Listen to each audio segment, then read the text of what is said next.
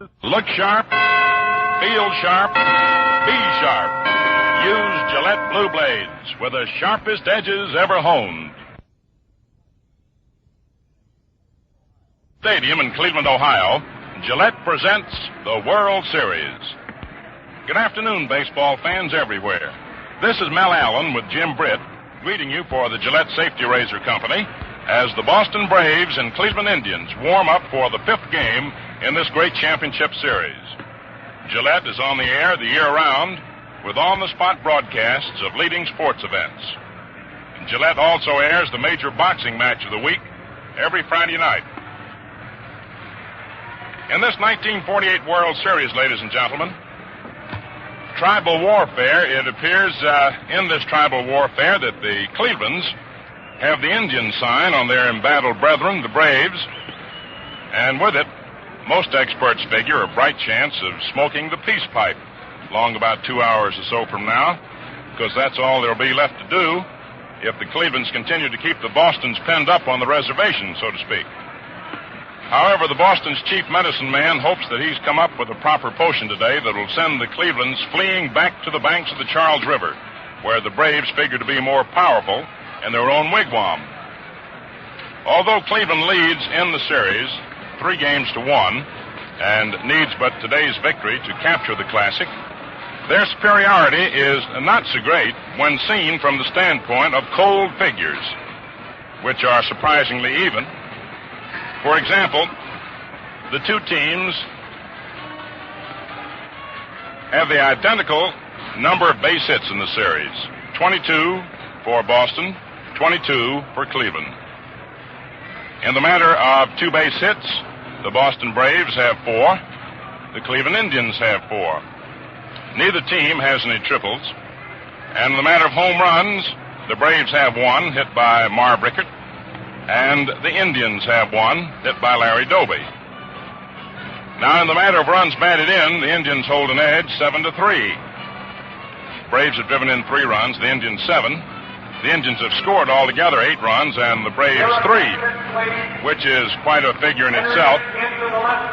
In the 4 games played to date, there have been a combined total of only 11 runs scored by the two teams.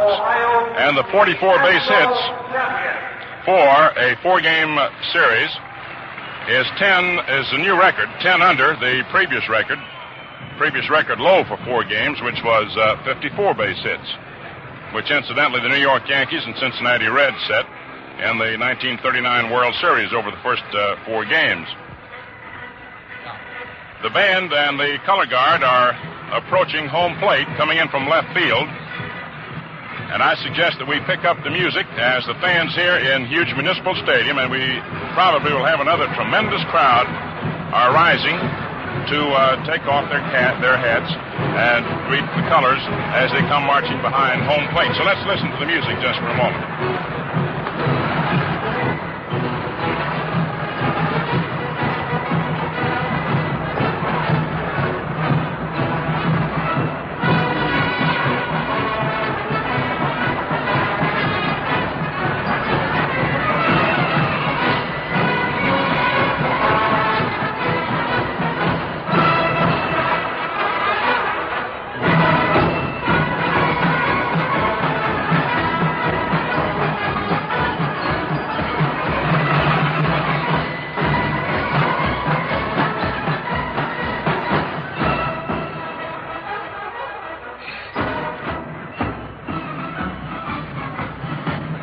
The music is being supplied, incidentally, by the National American Legion Championship Band, which hails from Girard, Ohio.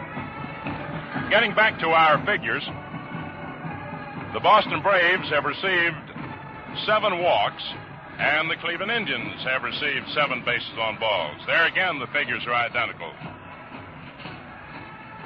In the matter of strikeouts, the Boston Braves have struck out 13 times, and the Cleveland Indians have struck out 13 times.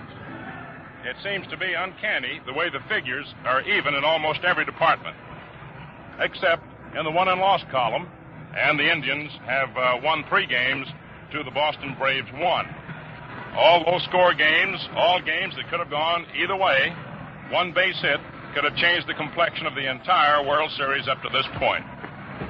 And though, compared to other World Series, you haven't had the explosive incidents repeatedly, or the tremendous excitement that often occurs in World Series play, this has been a series, of course, in which pitching has been the predominant factor.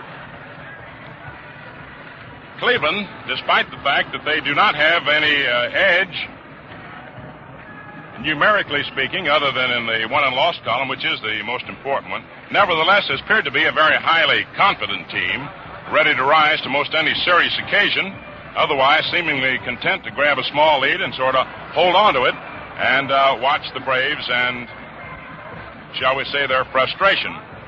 Now you've got out on the field of play a clown running around, and somehow he let a duck slip out of his blouse, and the duck is out at the mound. I can assure you of one thing, the duck will not do the pitching today. However, the duck is still out at the mound, and standing there, he's not moving off. The clown has disappeared, and the duck is just standing out there watching this huge crowd of people.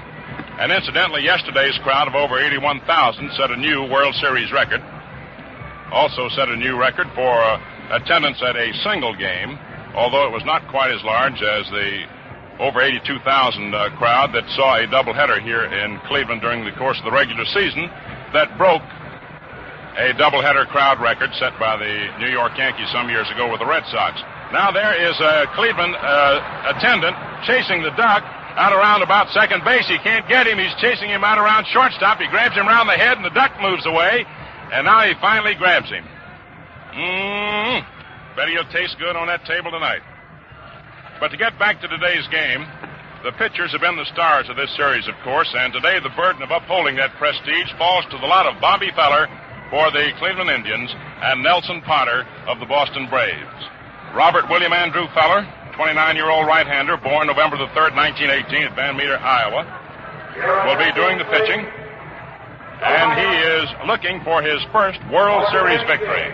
He was defeated by Johnny Sain, the opening game of the World Series, 1-0. And Bobby Feller has been referred to as the modern Walter Johnson, and Walter Johnson found himself going to the final game of a World Series before he could gain his first World Series victory, and that was against the Giants in 1924. Nelson Potter, who pitched a couple of innings of fine relief ball against the Clevelands the other day, pitched a couple of innings and didn't allow an earned run, is the surprise starter, as Billy Southworth hopes that the screwball, which the right-hander throws so effectively with his other assortment, will baffle the Indians sufficiently to give the Braves victory. Nelson Potter's no newcomer to a World Series. He pitched for the St. Louis Browns in 1944 against the St. Louis Cardinals, and his earned run average was less than 1, although he lost the last game of that World Series in 1944 to the Cardinals by a 3-1 score when Billy Southworth, now the Braves manager, was managing the St. Louis Cardinals. Now the lineups for the Boston Braves. Leading off, playing right field, Tommy Holmes. Hitting second, playing shortstop, Al Dark. Hitting third, playing first base, Earl Torgeson. Batting fourth, playing third base, Bob Elliott. Hitting fifth, playing left field, Marv Rickert. Hitting sixth, catching, Bill Salkeld. Batting seventh, playing center, Mike McCormick. Hitting eighth, playing second base, Eddie Stanky. In the ninth spot in the batting order and pitching, Nelson Potter. And for the Cleveland Indians, leading off is Dale Mitchell. Left field, Larry Doby. Hitting second, center field, Lou Boudreau. Batting third, playing shortstop, Joe Gordon. Hitting fourth, playing second base, Kenny Keltner. Hitting fifth, third base, Walter Judnick. Hitting sixth, playing right field, Eddie Robinson. Hitting seventh, playing first base, Jimmy Hegan. Hitting eighth and catching. Hitting ninth, and in the pitching spot, of course, is Bobby Feller. There are your lineups. The band is massed out in center field. The color guard. That was the boo greeted the announcement of the umpires, one of them. But the color guard is massed out in center field, and in a moment or so we shall have the playing of the national anthem. Your umpires today will be George Barr back of the plate, Bill Summers of the American League at first base, Bill Stewart of the National League at second, Bill Grieve of the American League at third, you will have Joe Paparella of the American League stationed down the left field foul line, and Babe Pinelli of the National League stationed down the right field foul line. So there are your lineups, ladies and gentlemen. Your umpires: Nelson Potter, a right-hander, a surprise starter in place of Warren Spahn, although we use the word surprise to a slight extent. That is to say, we knew yesterday that Nelson Potter would be the pitcher. We knew it last evening. We, as well as most observers, figured earlier that it might be Warren Spahn. Bobby Feller has just concluded his warming-up chores. Nelson Potter just threw his last pitch, and now we are awaiting the playing of the national anthem and the raising of the flag. There's the bell sending the Cleveland Indians out onto the field.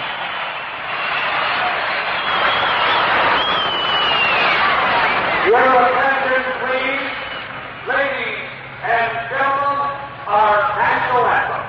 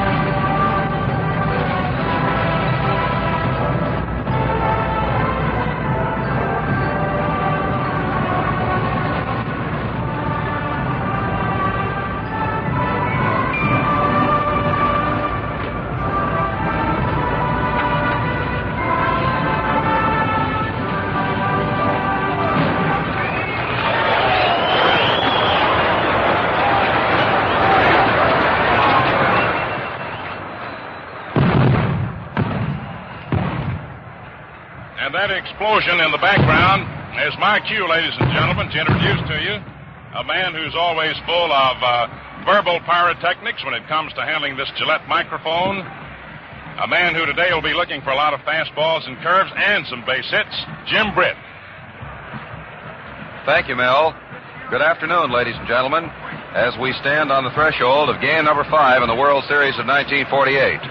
Bob Feller is already on the mound, preparing to pitch to leadoff batter Tommy Holmes, who has had just 1 hit in 16 trips. And that is my cue to tell you that we now pause 10 seconds for station identification. This is the Mutual Broadcasting System. For the World Series and other top sporting events the year round, keep tuned to 710. This is WOR, New York. Tommy Holmes is standing just outside the left-handed batter's box. The umpires, as Mel Allen told you a moment ago, will be George Barr of the National League staff at the plate, Summers at first base, Stewart at second, Grieve at third, Paparella down the left field line, and Babe Pinelli down the right field line. Billy Southworth, wearing his traveling gray uniform, is stationed in the third base coach's box, and the first base coach for the Boston Braves today will be Johnny Cooney.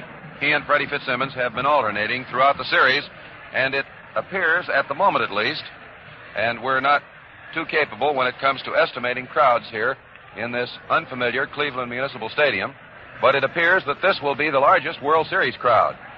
It was told me by several of the Cleveland observers prior to the game that every person whom President Bill Veeck and the Indian staff could manage to squeeze into this huge shorefront Lake Erie Stadium would be here today, and there must be at least 8,000 or 9,000 standees out back of the portable fence, which is from the 365-foot mark in left field all the way around to the 365-foot mark in right field. Bob Feller is out on the mound seeking his first World Series victory. His regular season's record was 19 wins, 15 defeats. He dropped the series opener 0-1 to John Sain, and he now opposes Tommy Holmes, who has 1 hit in 16 trips and drove in the winning first game run. The pitch, curveball outside, ball 1. Against Feller will be a very cagey, shrewd, experienced screwball artist, formerly with the Philadelphia A's, St. Louis Browns, whom the Braves obtained in midseason. Feller gets his sign from Jim Hegan. Here it comes, and there's a drive to right for a base hit. A fastball, and Holmes banged it on a line between Gordon and Robinson for a single. It appeared, from here at least, that Mr. Holmes had been expecting that pitch since the series opener. Alvin Dark of Lake Charles, Louisiana, comes up. The former great Louisiana State University athlete has 2 hits in 16 trips and a series batting average of 125. Dark is a right-hander. The Braves have their first runner on. Bob Feller working from a stretch. Here it comes. Ball inside. Dark made no move to bunt. Incidentally, the tactics of the Braves were subjected to some criticism yesterday because, trailing by 1 run, a bunt was called for after Stanky's single in the 3rd inning. And some of the observers who have seen a good many World Series argued that on a foreign field especially, a team is expected to go out and get as many runs. But this has been a low-scoring series. The Braves now have 23 hits. Cleveland has 22. Feller delivers. Swing and a miss. Dark swung straight away at a fastball that broke outside, and the count is 1-1. Third baseman Ken Keltner, who is not exactly anticipating a bunt, is nevertheless playing in about 2 feet from third base because Dark is one of the fastest base runners in the National League. Bob Feller, who has always been a deliberate workman as well as one of baseball's greatest pitchers, is taking a lot of time in between pitches, as usual. He takes a stretch, pitches, outside and low, a fastball, and the count is 2-1. Tommy Holmes on first base. Tommy was personally disappointed. He had no hits at all since the 8th inning of the first game until he just banged that line drive single into right field, which was recovered by Walt Judnick. Holmes is being held close at first base by Eddie Robinson, the Texan. The stretch by Feller. Here's the pitch. Foul ball back into the screen. That was another Feller fastball, and the count is 2-2. Near the on-deck circle is one of the Braves' batting stars and one of the series stars, Earl Torgeson of Snohomish, Washington, and Natick, Massachusetts. He has 4 hits, and he'll be looking for number 5. Dark is standing in the rear of the batter's box. He's in his first World Series. As a matter of fact, this was his first Major League full season. 2-2 the count on. Feller stretches, pitches. There's a ground ball, a slow one that goes toward shortstop, and that's going to be a hit. Runners on first and second. Keltner tried to intercept it. Boudreau went over to cover third. It seemed to be an accidental infield hit. Runners on first and second. Feller threw a fastball that was inside, about belt high. Dark started to swing and tried to retract his bat, but the ball struck the handle, and it went very sharply to the left of the mound, but it had only the power to carry it about 75 feet. And Keltner rushed in fast to try to intercept it before it reached Boudreau, and there was no throw.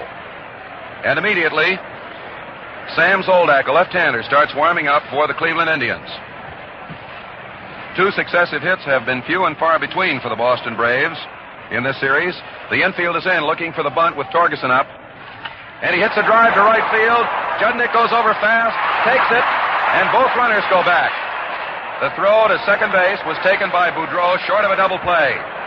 That one looked as though it was certain to spell trouble for Feller.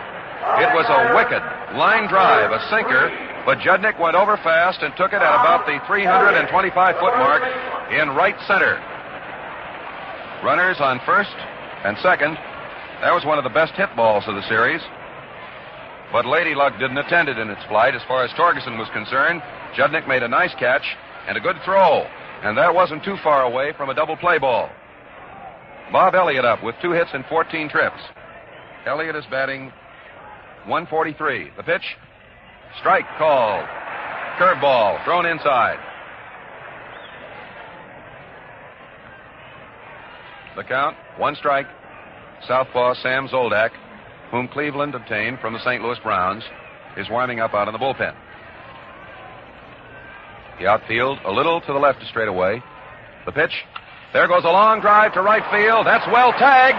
Jednick going back, and it is a home run.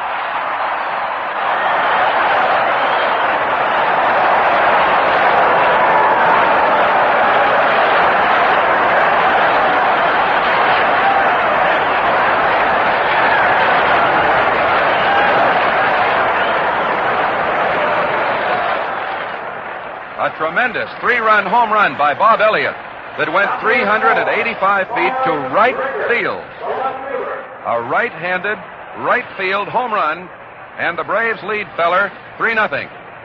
After several vain opportunities, the San Diegan came through. Rickard is up. He has 3 hits and 11 trips. He's a left-hander. 1 out, none on. Curveball low. Ball 1. With one swing of his bat, Elliott has driven in more runs than any other World Series performer. That was his second, his third, and his fourth. Feller winds up. Here's the pitch. Strike called. Curveball over the inside. Elliott had 1 RBI prior to that one. And he's driven in 4 runs in this series, more than any other performer. The outfield is set to the right. Rickard has a home run along with Doby. Swing and a miss. Sharp curveball that broke low. The excitement that attended that home run largely stemmed from the fact that very, very few right-handers hit home runs into that sector here at Cleveland Stadium or in any other field. 1-2 the count. Here's the pitch. Strike called, and it's strike 3. Rickard is called out on strikes as Bob Feller threw a curveball over the inside. And that's the 14th Braves strikeout victim. Catcher Bill Salkeld comes up. He's handicapped because of an injured groin muscle, but Phil Macy, on the other hand, has 2 injured fingers on his left hand. I was under the impression yesterday that it was his right hand that had been struck, but he has some blood blisters on his first and second fingers. Here's the pitch. High, ball 1, fastball. Salkeld has 1 hit and 3 trips in this series and a batting average of .333.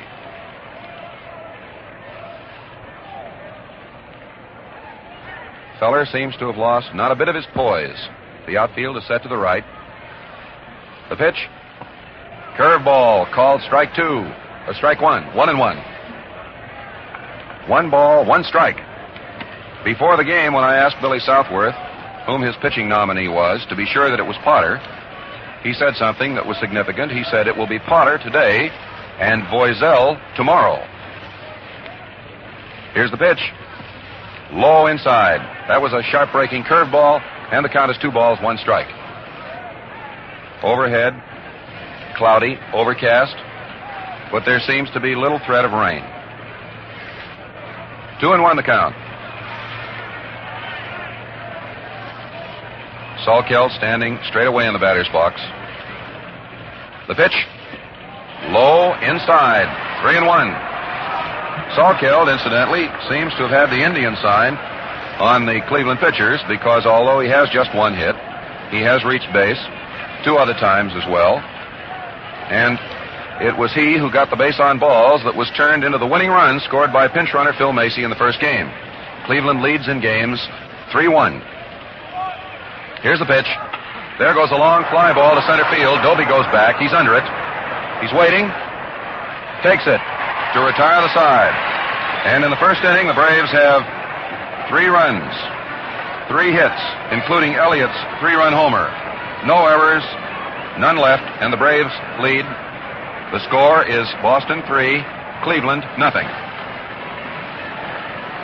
Way back in 1869, baseball's first salaried team played the entire season without defeat. Yes, fans, and there's another team whose performance has never been matched. That's the world-famous Gillette Razor and Gillette Blue Blade, the greatest shaving combination on earth. You see, these two are made for each other. They fit exactly and work together perfectly. On top of that, the Gillette Blue Blade has the sharpest, most beautifully finished edges ever honed. So you skim off tough beard with Gillette blue blades, 5 for a quarter. Or for extra convenience at no extra cost, get a handy 20-blade Gillette dispenser for only 98 cents. Look sharp, feel sharp, be sharp. Use Gillette blue blades with the sharpest edges ever honed. The Boston Braves have a lead of 3-0. And they already have scored as many runs in this game as they did previously in the series. Dale Mitchell will be the first batter. He has a batting average of 125 in the series. He has 2 hits in 16 trips. Eddie Robinson Earl Torgeson, has just come over to say something to Nels Potter. The leadoff batter, Dale Mitchell, is standing just outside the left-handed batter's box. And Larry Doby, who has been the hitting star of the series so far for Cleveland, is in the on-deck circle. Mitchell comes from Norman, Oklahoma. Very capable baseball player. He's done a fine job in this series. No one has exactly broken any hit records, but he's patrolled the outfield very effectively. He's a left-hander. Here's the pitch. Strike called. That caught the inside corner. The last time Potter pitched here in Cleveland was in late May when he worked for the Philadelphia A's, and he pitched 4 relief innings scorelessly. There goes a long fly ball to right field. Holmes is going back, and that one is a home run.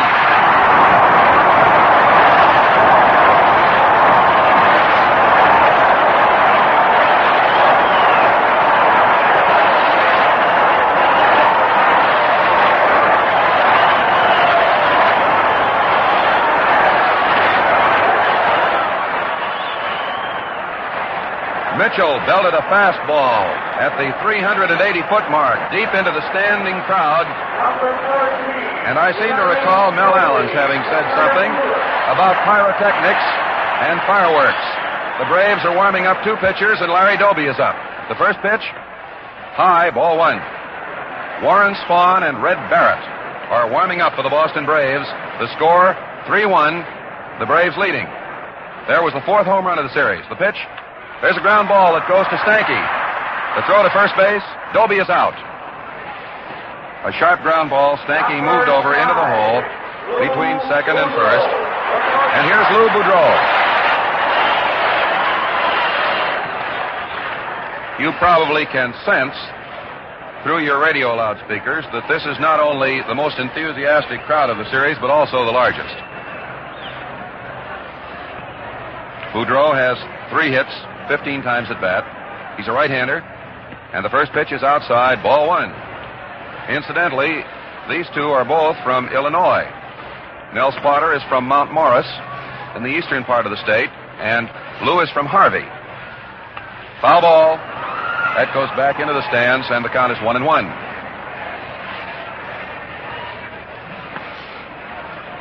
There are 789 members of the working press and radio here, and 137 photographers, not including the telegraphers. Here's the pitch. There's a ground foul that goes into the Boston dugout, and it was grabbed. 1 ball, 2 strikes.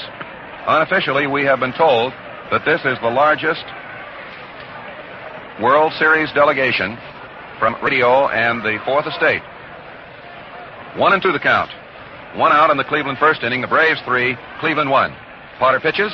There's a drive that goes back to Potter. He knocks it down, and it is an infield hit.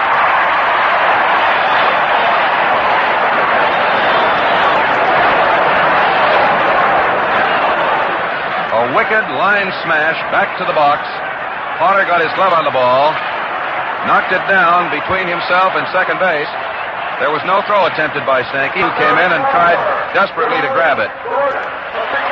Joe Gordon coming up. Mitch Boudreau, who is trying to put his Indians back in the ball game following Mitchell's first-inning home run, is on first base with an infield hit. The second Cleveland hit, the 5th hit of this game. Gordon has 2 hits and 15 trips. Batting 1-3-3. Here's the pitch. Outside, ball 1. Potter has faced Cleveland before. with several ball clubs. The Red Sox, the A's, the Browns. 1 ball, no strike. Here it is. Side, 2-0. The outfield is deep to the left. Rickard in left field, Mike McCormick in center field, Tommy Holmes in right. The infield, Torgerson, Stanky, Dark, Elliott at third, Bill McKechnie, Mel Harder doing the coaching. Potter pitches. Outside. 3-0. 3 balls, no strikes. This game has already produced the second largest scoring total of the series. Bob Lemon won 4-1. That was a 5-run game. This has 4. The pitch. Strike called. And it's 3-1. 1 man out in the Cleveland first inning. After singles by Holmes and Dark, Elliott blasted a mighty 3-run home run. And then Dale Mitchell led off with a home run on the second pitch. Here it comes. Ball 4. 2 men on.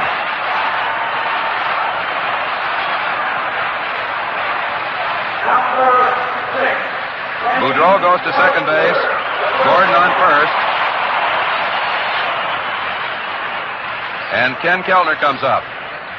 That, by the way, is the 8th base on balls given the Indians in this series. Salkeld was just out having a chat with Potter. Eddie Stanky came in to say something to him and goes back to his position. Spahn and Barrett continue to warm up.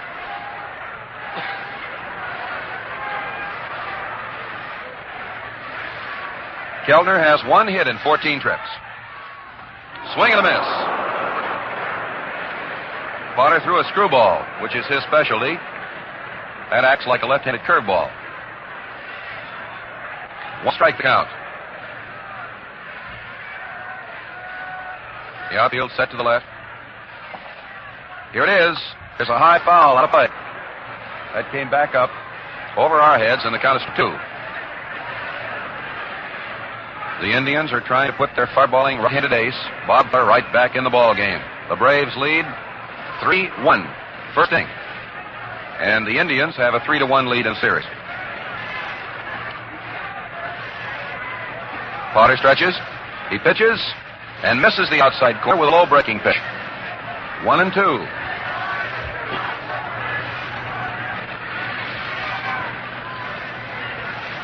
Mel Harder is giving coach instructions to Joe Gordon at first base. Keltner stands in the box. Here comes. Foul ball right from the dirt. 1 ball, 2 strikes count. Everyone has marveling at the good fortune of Bill Veeck in his weather. We haven't had a perfect day yet in Cleveland, but we have had no rain falling during any of the games. And you wouldn't have given a nickel for the chance of each game going to a finish. 1-2.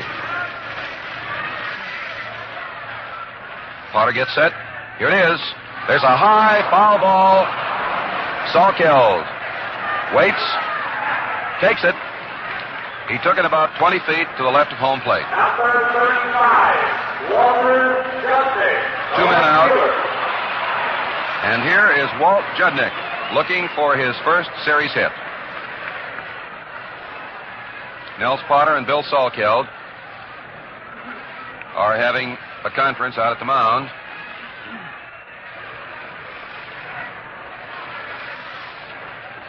Inadvertently, I may have mentioned Phil Macy a moment ago. Salkeld is doing the catching. Macy has a couple of blood blisters on the index finger and second finger of his left hand. Judnick is a left-hander. The pitch. There's a ground ball that goes down the first base line. Easy chance. Torgerson gets it, steps on first. An unassisted put out retires the Indians in the first inning. 1 run, 2 hits, no errors, 1 base on balls, 2 runners left. So at the end of 1 inning of play, the score is 3-1. Mel Allen may have had a very fortuitous premonition a moment ago about the fireworks. As a matter of fact, and this statement is intended in no wise to reflect upon the brand of play in this series, because it has been good. As a matter of fact, defensively, it has been too good from the crowd's point of view. In some quarters, it has been characterized as dull. But I think that's always been the case, and you doubtless will agree that a no-hit, no-run game doesn't have the thrills that a 7-6 game featured by a mistake or two defensively and a couple of long balls has as far as the crowd is concerned. And it is fitting, then, that in this game, the fifth of the series, attended by the largest crowd in World Series history, I think that statement will be borne out when they've counted the house, because the standing room is completely sold out today, and that was not the case in previous contests. It is fitting that this game should start off with a bang. Center fielder Mike McCormick of the Braves is up with 4 hits in 14 trips and a batting average of .286. He's a right-hander. He once was with the Reds. Feller pitches. Curveball, strike one. That's Feller's big curveball, the one with a wide breaking hook.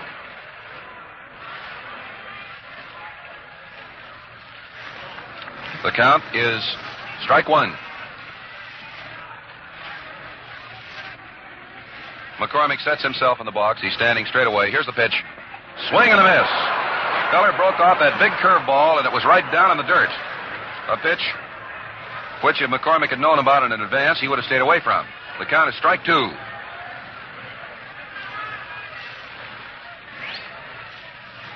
The outfield is set just a bit to the left, and the infield is moved over. Here's the windup. Feller takes a big windup. He strides. He fires one. There's a ground ball that goes to Keltner. He bobbles it for an error. McCormick reaching, and no throw is made. Ground ball down the third base line. And it is an error for third baseman Ken Keltner. That's the second Cleveland misplay of the series, by the way. Defensively, they've had a wide edge over the Braves with 5 double plays to 2, and until then, 1 error to 6. Eddie Stanky, the batter. Third baseman Ken Keltner is in at the cutout left-hand side of the infield in the event of a bunt. And, of course, Eddie Robinson, as expected, is trying to hold McCormick close. Here's the pitch. There goes a high foul ball that will be out of play. Keltner goes over. No chance. And it goes into the stands to the left of the Braves dugout. Stanky is batting .300 in this series. I believe we're correct in assuming that this will be the largest crowd of the series. And there seems little question about the fact that this is the largest crowd in World Series history. 1 strike.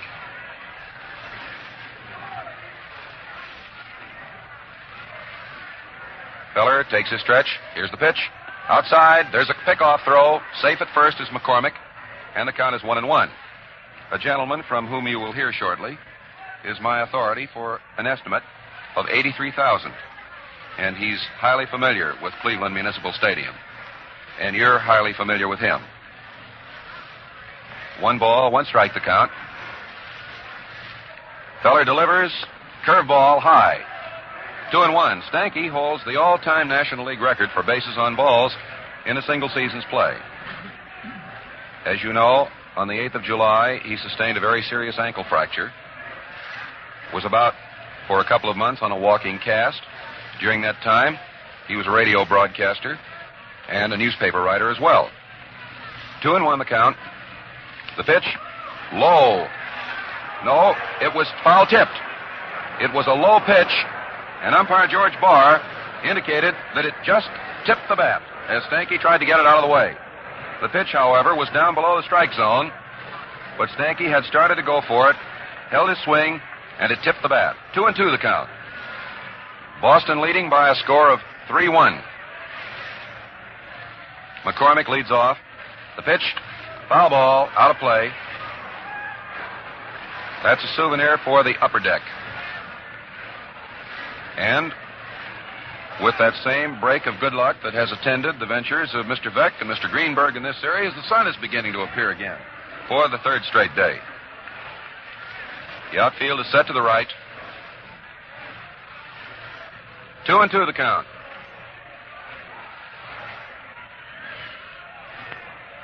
Stanky sets himself. Here it is. There's a solid hit to center field. Doby back.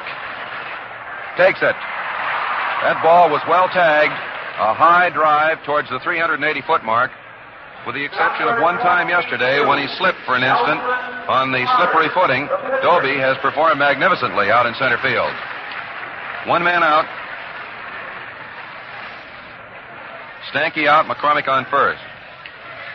And the young fellow stepping up to the batter's box now, Nelson Potter, from Mount Morris, Illinois, is one of the best hitting pitchers in baseball history. And that is for sure. One man out. Nell swings left-handed. Here's the pitch.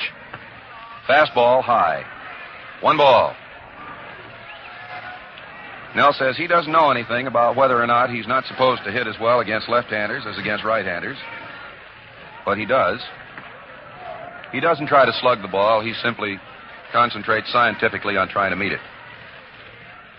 Feller takes a stretch. There's a throw to first base. And out in the Cleveland bullpen, Sam Zoldak is loosening up. That's the second time he's been called into operation. This time, I suspect it's for precautionary purposes. Here's the pitch.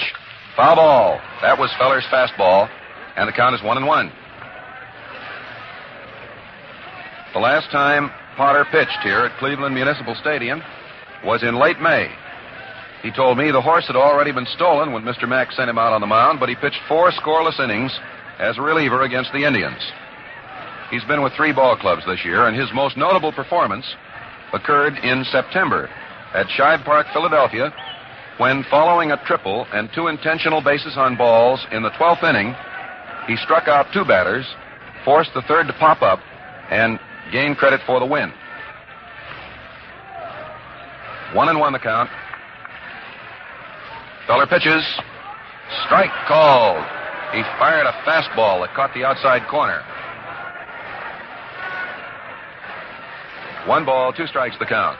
Bob added a slider to his delivery this year, but the most recent reports were that he had abandoned it to concentrate on his fastball, his curveball, and his God-given talent.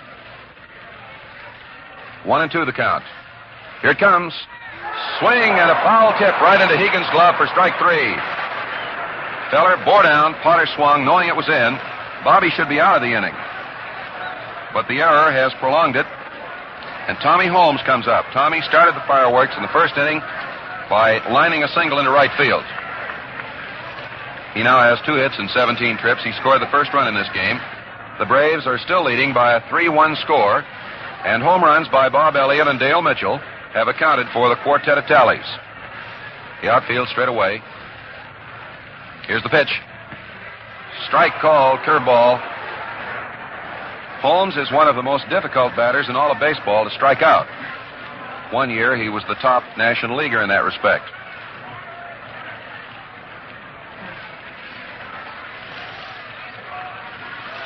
One strike the count. 2 men out. The base runner is Mike McCormick, who reached on Keltner's bobble. Here it comes. There's a slow roller down the first base line.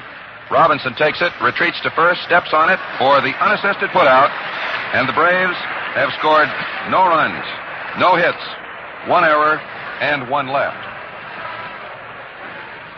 Boston leads by a score of 3-1. It's a magnificent crowd, and the game has so far produced some fireworks. Eddie Robinson is the first batter for Cleveland, and the first pitch is a swing and a miss as Potter threw him a hook. 1 strike. As you guessed, Hank was my authority for that 83,000 estimate. I simply wanted you to hear a confirmation from his own lips. Potter gets set, fires 1, outside, and the count is 1-1. 1 ball, 1 strike. Mel Allen has just come back in after counting the house. Here's the pitch. Inside, and the count is 2-1. I suspect, Mel, that the crowd is just as excited as the noise would indicate. Tremendously so, Jim. They still expect to see plenty of fireworks more before this football game's over. 2 balls, 1 strike to count. And there is ball 3, low inside. Bob Keeley, the batting practice catcher of the Boston Braves, is taking off his jacket in anticipation of a possible warm-up sign from Billy Southworth. The count is 3-1. The score is 3-1 in favor of the Braves. Potter pitches.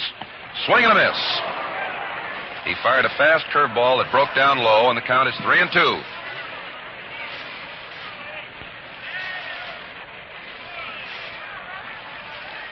Three balls, 2 strikes the count.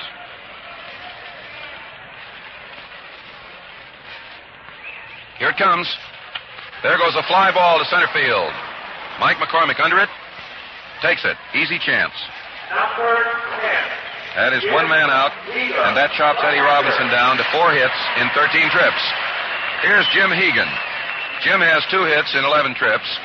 You understand, of course, that with very few exceptions, notably Larry Doby and Earl Torgeson, very few of these players have been hitting up to their usual form, but Hegan's defensive play has been magnificent back of the plate. He's a big right-hander, and the first pitch is outside for ball 1.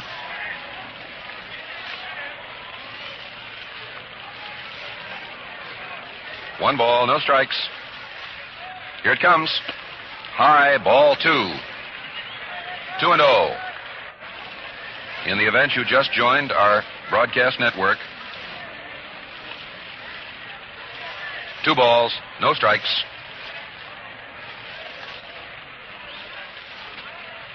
The outfield is set to the left. There's a ground ball that goes down the third baseline. Elliott has it.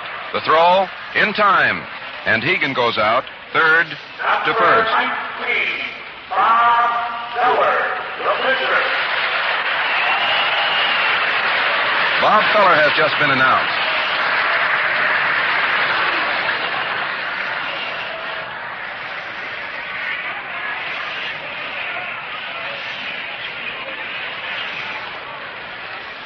Two men out and Bob Feller up.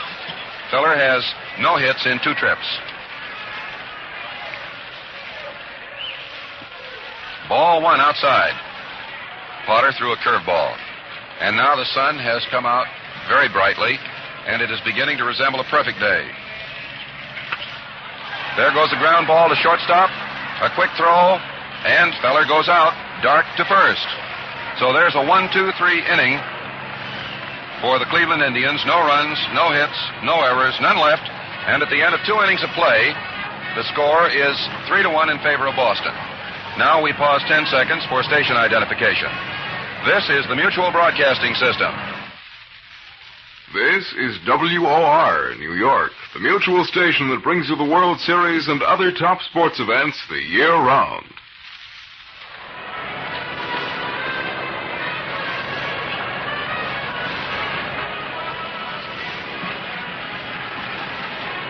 Going into the first half of the 3rd inning, the Boston Braves will send up Dark, Torgeson, and Elliott.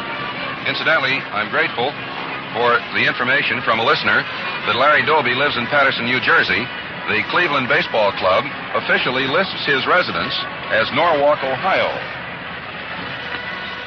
And, of course, you Paterson, New Jersey listeners remember that Jameson, who played in the Great World Series of 1920 between Cleveland and the Brooklyn Dodgers, also hails from there. As a matter of fact, you can't blame any community for claiming a World Series participant.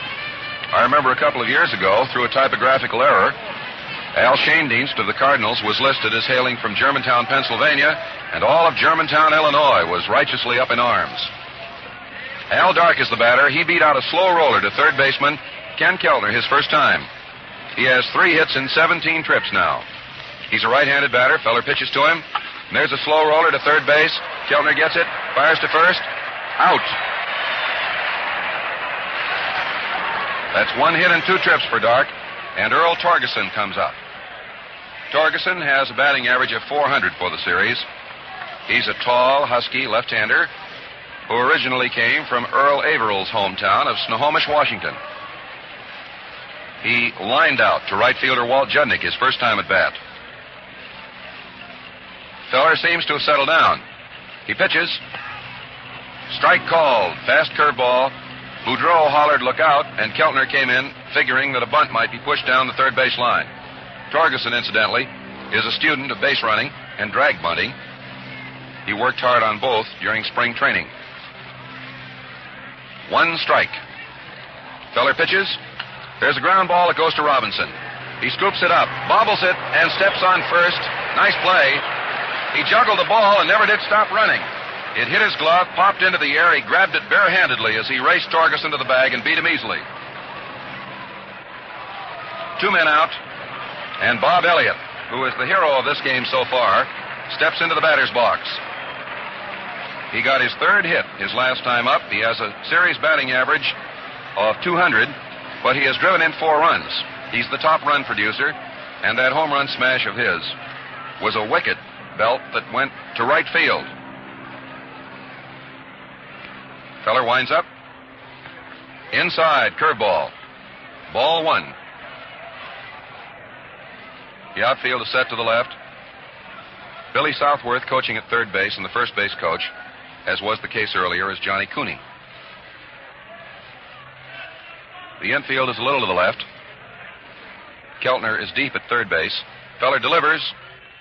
Strike called. That was a curveball that caught the outside corner, and the count is 1-1. It takes George Barr about 3 seconds to say strike. He drones it out, making the gesture as he does so. 1-1. Elliott uses a closed stance, pulls the ball. The pitch.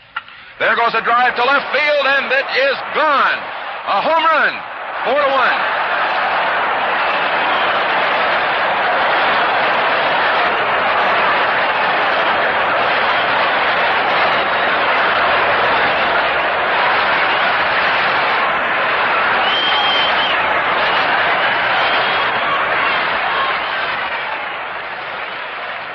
The Braves lead 4-1 as Bob Elliott lined a home run just inside the 320-foot mark, deep into the lower stands.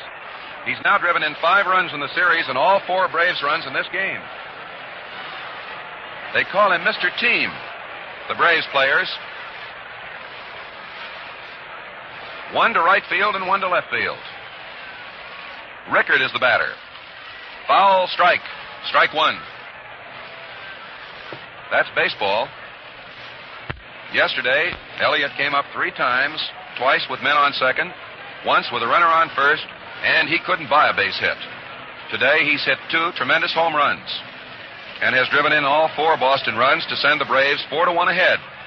2 men out, the pitch. Rickard hits a ground ball that goes to Eddie Robinson. Robinson flips to Feller. Feller takes it, steps on the bag easily for the out. 3-1, first base to pitcher. 1 run for the Braves on 1 hit, no errors, none left. And the Braves lead at the end of 2.5 innings. The score is Boston 4, Cleveland 1. In the words of Hank Greenberg, the modern Gillette dispenser is a whale of a convenience, as you probably heard him say earlier. Men, you just push with your thumb and zip, there's a blade unwrapped ready for use. You save time, save bother. Change blades quick as a wink with any Gillette razor. It puts 20 Gillette blue blades, 40 superb shaving edges right at your fingertips. Also, it protects them perfectly at all times.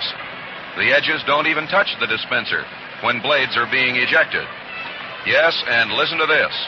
You pay no premium, only 98 cents, regular price of the blades alone. Enjoy extra shaving convenience at no extra cost. Buy a Gillette dispenser. Look sharp, feel sharp, be sharp. Use Gillette blue blades with the sharpest edges ever honed.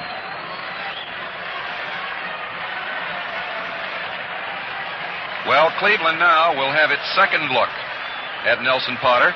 The team has batted around, and Dale Mitchell, who homered in the first, is up. He's a left-hander, and the first pitch is low, ball 1. Mitchell has 3 hits and 17 trips. His home run was to right center field. Strike called, fastball, and the count is 1-1. Mitchell's home run was at the 380-foot mark. Elliott's was over the 365-foot mark the first time, and the 320 and left the second. Here's the pitch. There's a drive to left field, and it is taken as Rickard falls. It was a nice catch by Rickard. He misjudged the ball a bit. It was a hard, sinking line drive. And as he tried for a shoestring, not a running shoestring, he dropped to both knees, fell forward on his face, but the third base umpire, Bill Grieve, went out and ruled that it was an out. 1 man out, and Larry Doby comes up. He has 5 out of 15 in the series. The left-hander, ball 1 outside. 1 ball, no strikes. Strike called, curveball, 1-1.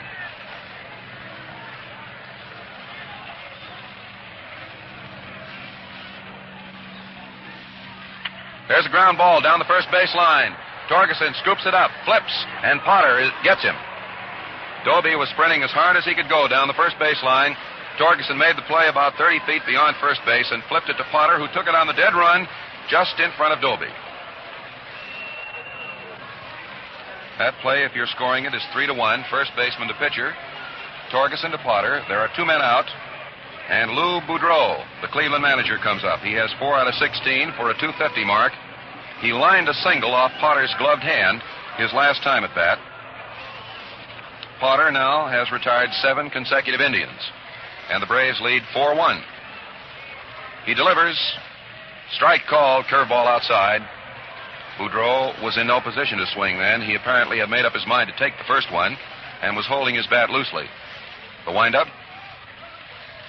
Outside. Fastball, and the count is 1-1. Potter's favorite pitch is the screwball. Satchel Paige is warming up for Cleveland. 1-1 the count. That one knocked Boudreau down. An inside pitch for ball 2, 2-1. The outfield is set to the left. There are 2 Clevelanders out in the 3rd inning.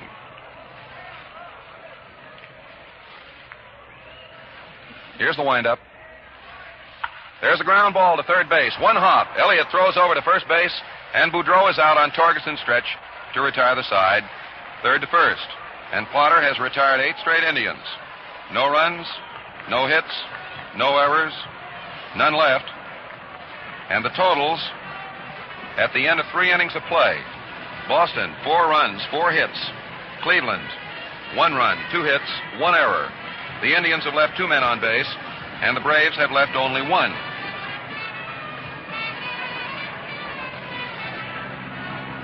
Everywhere you look, or nearly everywhere you look, it would seem, here at Cleveland, there are wandering troubadours, musicians whose responsibility is to keep the crowd entertained while the warm-ups are going on in between innings.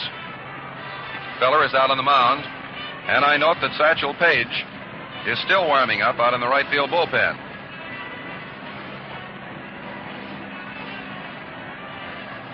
First up for the Boston Braves in the 4th inning will be catcher Bill Salkeld of Los Angeles, who has 1 hit in 4 trips. Southworth and Cooney are doing the coaching. And while it's far too early to speculate, since this is only the first half of the 4th inning of a game that has equaled the previous run total of 5, you may be interested in recalling what Billy Southworth told the press before the game. He gave them tomorrow's pitching nominee, which reflected confidence.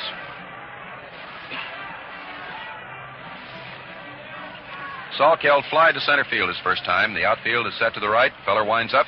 Here it comes. A fastball low. Ball 1.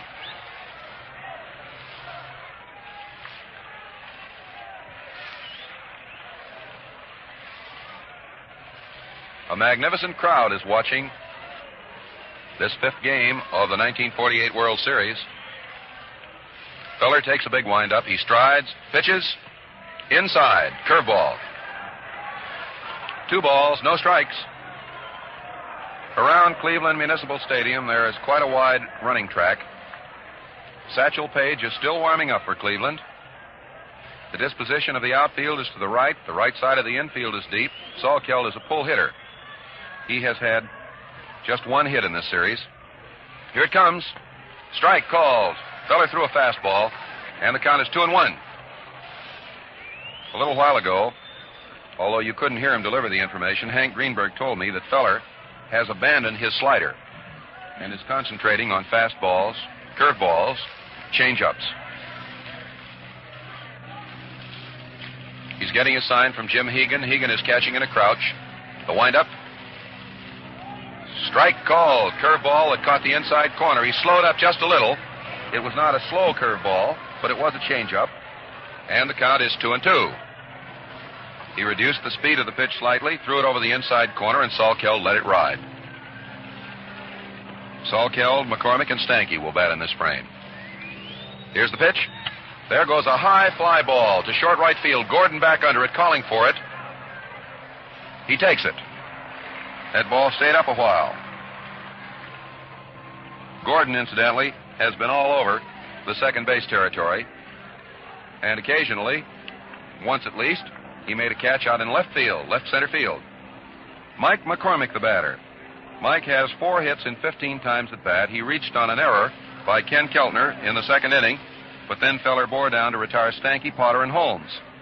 The Braves lead 4-1. Elliott's driven in all the runs with 2 home runs. Strike called. Feller fired a fast curveball that caught the outside corner. He has a couple of different curveballs, and one of them has a tremendous break. They call that Feller's big curveball. He winds up, pitches.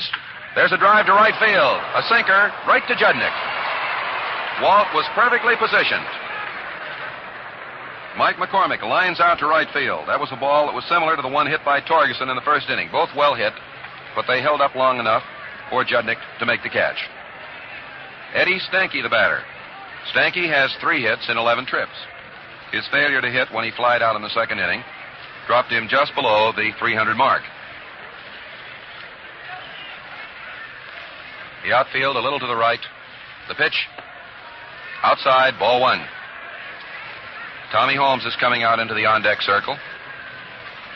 The Braves don't have very many occupants of the bullpen today. There are only 3 of the Braves out there. Here's the windup. Fastball low inside, 2-0. And Satchel Paige continues to warm up. He has more deliveries than any pitcher I've ever seen. He throws the ball in just about every possible way except left-handed.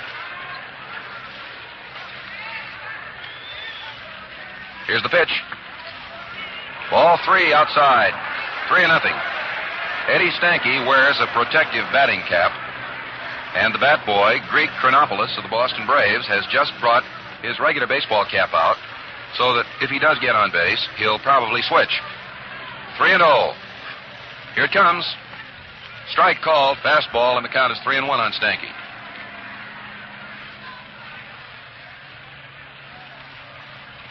There are 2 men out in the 4th inning.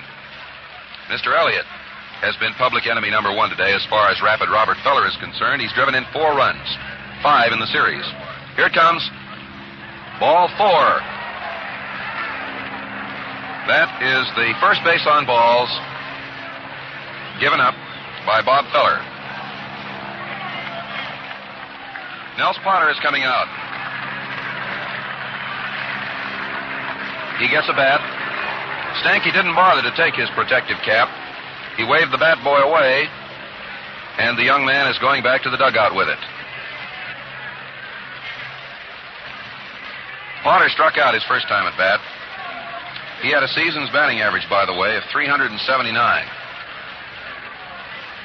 That was with the Boston Braves, and he's a good hitter, despite the strikeout.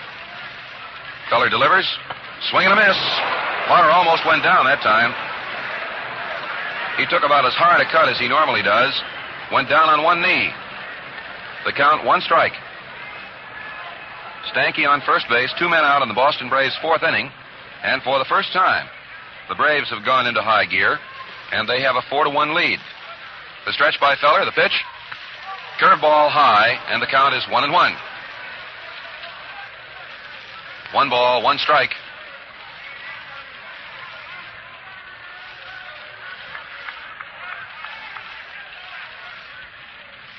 The outfield is set to the left.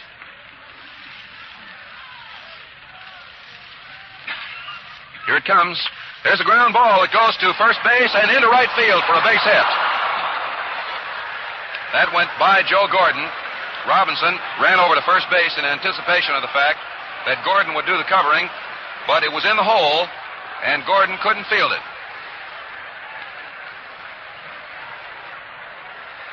So Potter has a hit. 1 hit and 2 trips in the series. There are runners on first and second, 2 men out.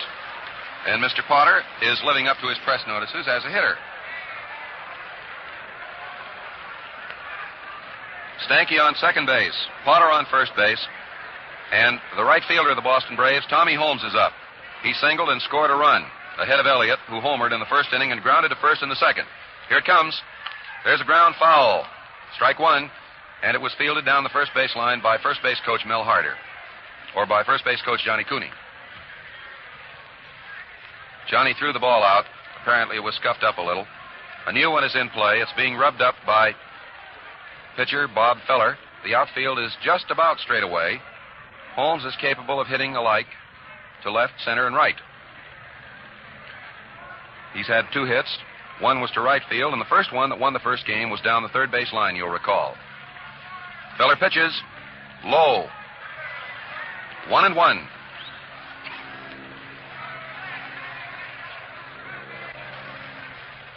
One ball, one strike. Boudreau is standing over about 15 feet to the left of second base. And you'll recall they've tried 2 pickoffs. They've succeeded in one. Feller missed another. 1-1. The pitch. Low, a fastball. And the count is 2-1. The Braves have runners on first and second. Satchel Paige continues to warm up. Boudreau did not give him the signal. He had been warming up, you'll recall, an inning previous.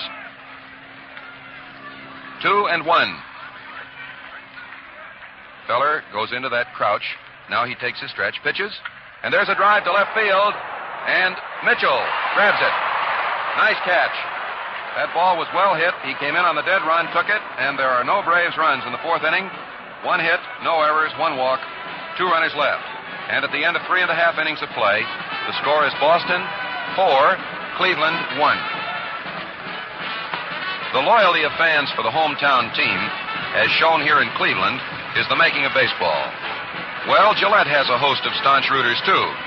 Like some of you men who still use the first Gillette razor you bought years ago. I know, that razor seems like an old friend. But we're living in a streamlined age. So why not get an ultra-modern razor, the Gillette Super Speed, that permits instant blade changing? The improved Gillette Super Speed razor has a notched positioning bar specially designed for use with the Gillette Blue Blade dispenser. Hook on a blade and presto, it drops in place. Yes, twist, the razor opens, zip, it's loaded, then twist again, and man, what shaves you get.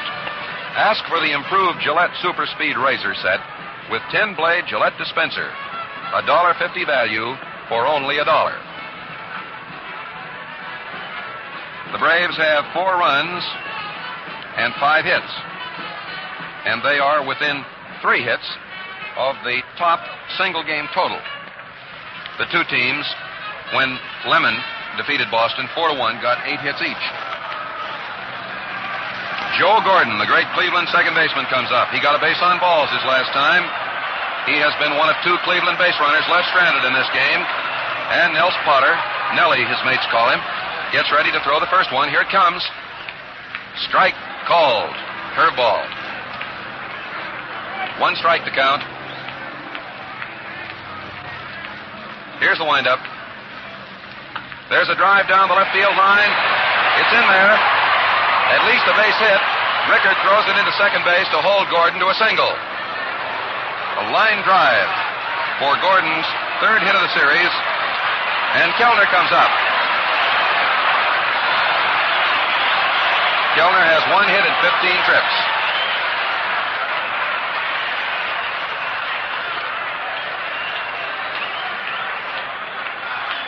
Kellner fouled out to catcher Bill Salkeld his last time at bat. Here it is. Strike called. Kellner started to swing, then decided to change his mind about it.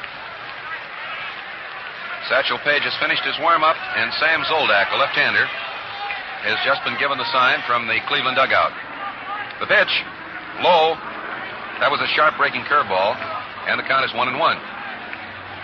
Potter's stalking trade is a screwball, which he throws with a motion exactly the reverse of that of the regular right-handed curveball. 1 ball, 1 strike. Low, ball 2, 2-1.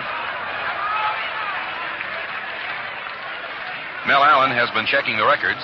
And that single into left field was Joe Gordon's 2,000th, his 24th World Series hit, which is a great record. There's a throw to first base, but Gordon was right on the bag, and he turned and he did a little bit of barbering with Bill Summers. This is Gordon's 6th World Series. The pitch, outside. 3-1. Out in left field, Red Barrett is warming up, along with Warren Spahn for the Boston Braves, the second time they've been in operation. In the first inning, which was Potter's roughest so far, after Mitchell's home run, Boudreau's single, Gordon's walk, they warmed up, but he retired the side. The Braves lead 4-1. Here it comes. Ball 4. That's the second base on balls, given up by Potter, and it is the 9th for Cleveland in the series, so the tying run comes up to bat. The tying run at the plate in the person of Walter Judnick. Bob Elliott comes over to the mound. Not all the way over. He stopped and gave a word of reassurance and encouragement to the pitcher. Al Dark came in a bit. And in the meantime, both Spahn and Barrett are bearing down. And Sam Zoldak continues to warm up for the Cleveland Indians. Mr. Boudreau is obviously thinking of a pinch hitter, even at this stage of the game if the circumstances warrant. Here's the pitch to Judnick. Swing and a miss. Screwball. 1 strike to count. Judnick grounded to first base. And if you believe in such a thing as the law of percentage, Judnick has no hits in 11 trips in this series. Here's the pitch. Low, 1-1. Potter is pitching with all the poise and calmness that bespeaks his experience. He so far has allowed 3 hits, singles by Boudreau and Gordon, and Mitchell's home run. He throws it, and he moves Judnick out of there with a fastball inside for a 2-1 count. This is the second time in the game that Potter has lost his control, at least temporarily. The outfield is set to the right, and this huge crowd of about 83,000 is just waiting for some reason to break loose. Cleveland trails 1-4. Potter stretches, pitches, and there goes a broken bat, fly ball to left field. It's a base hit that goes out over second. A run is coming in. The throw goes to second. It's 4-2.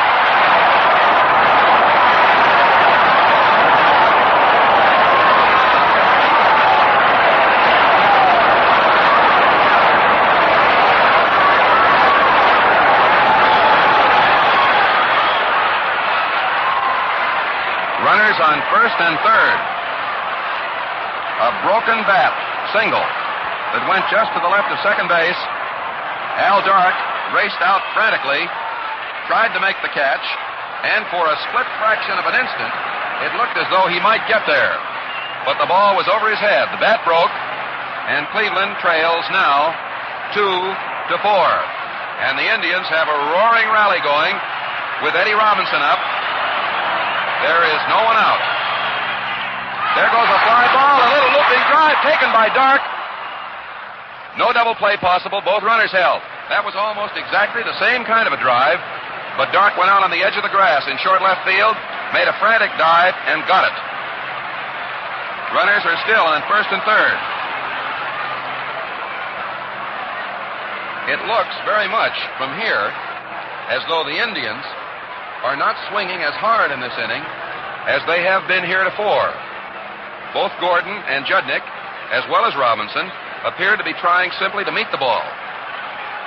Jim Hegan, the catcher, is the batter. He grounded to third his last time. Runners on first and third. 1 out. Potter pitches. There goes a long drive to left field. It's a home run.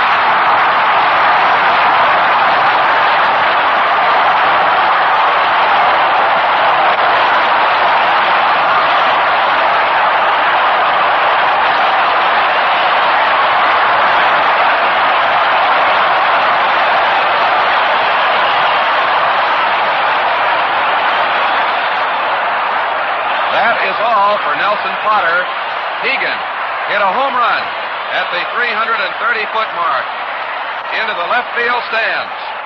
And Cleveland leads 5-4. That's all this crowd was waiting for. And the promised fireworks have arrived. And there is Lou Boudreau signaling to the bullpen.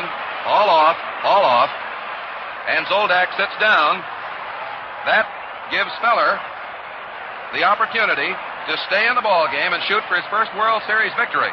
Had Hegan failed to deliver, short of a double play, Feller would have been lifted. The new pitcher, lefty Warren Spahn. And he's coming in to pitch to Bob Feller. Cleveland out in front. This game, after only 2 previous home runs, has already produced 4 of them. 2 by Elliott, who has driven in all 4 Boston runs. 1 by Mitchell with the bases empty.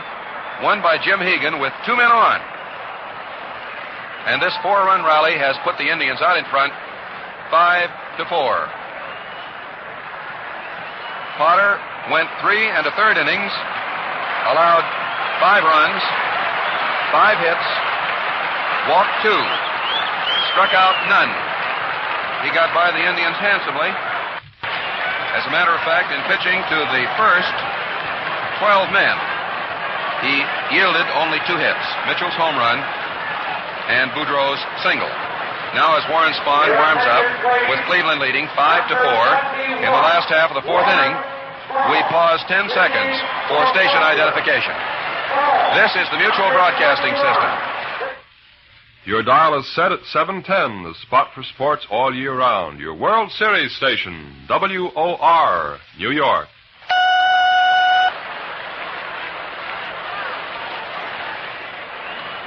One man out. Bob Feller will be the batter. Feller grounded to shortstop his last time at bat. And the new pitcher, lefty Warren Spahn. Spahn has made 1 previous start in the series, you'll recall. And he was beaten by Bob Lemon. He lasted only 4 1/3 innings. And he yielded 3 Cleveland runs. Feller the batter. Big right-handed batter. Here's the pitch. And it's a strike call. Fastball. Spahn allowed 3 runs to Cleveland, 6 hits. All 3 runs were earned, gave 2 walks, struck out 1. Outside, and the count is 1-1. So Cleveland is out in front again in the run-scoring game of the series. Here's the windup.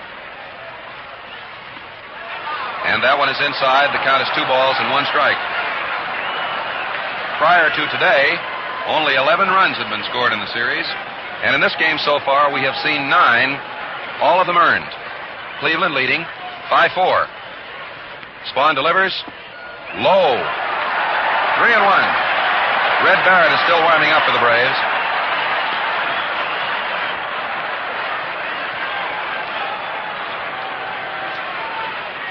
The fireworks were held in reserve for this biggest crowd. Here's the pitch. And it's 3-2. Feller stepped way up forward in the right-hand batter's box and let that one go by. 3 balls, 2 strikes to count. Here's the payoff pitch coming in. There's a ground ball back to the mound. Spahn takes it. There's the throw to first baseman Torgerson for the out. Feller goes out on a 3-2 pitch. And Dale Mitchell, left-handed hitting left fielder, comes up. He has 3 hits and 18 trips. Larry Doby is the on-deck batter. The Indians in this inning cashed in a single by Gordon, a walk to Keltner, a single by Judnick, and Hegan's home run for 4 runs. Spahn delivers, and he brushes the batter back with ball 1. Fastball thrown inside. 4 home runs in this ball game have accounted for every run but 1. Here's the pitch. Fastball inside, and the count is 2-0.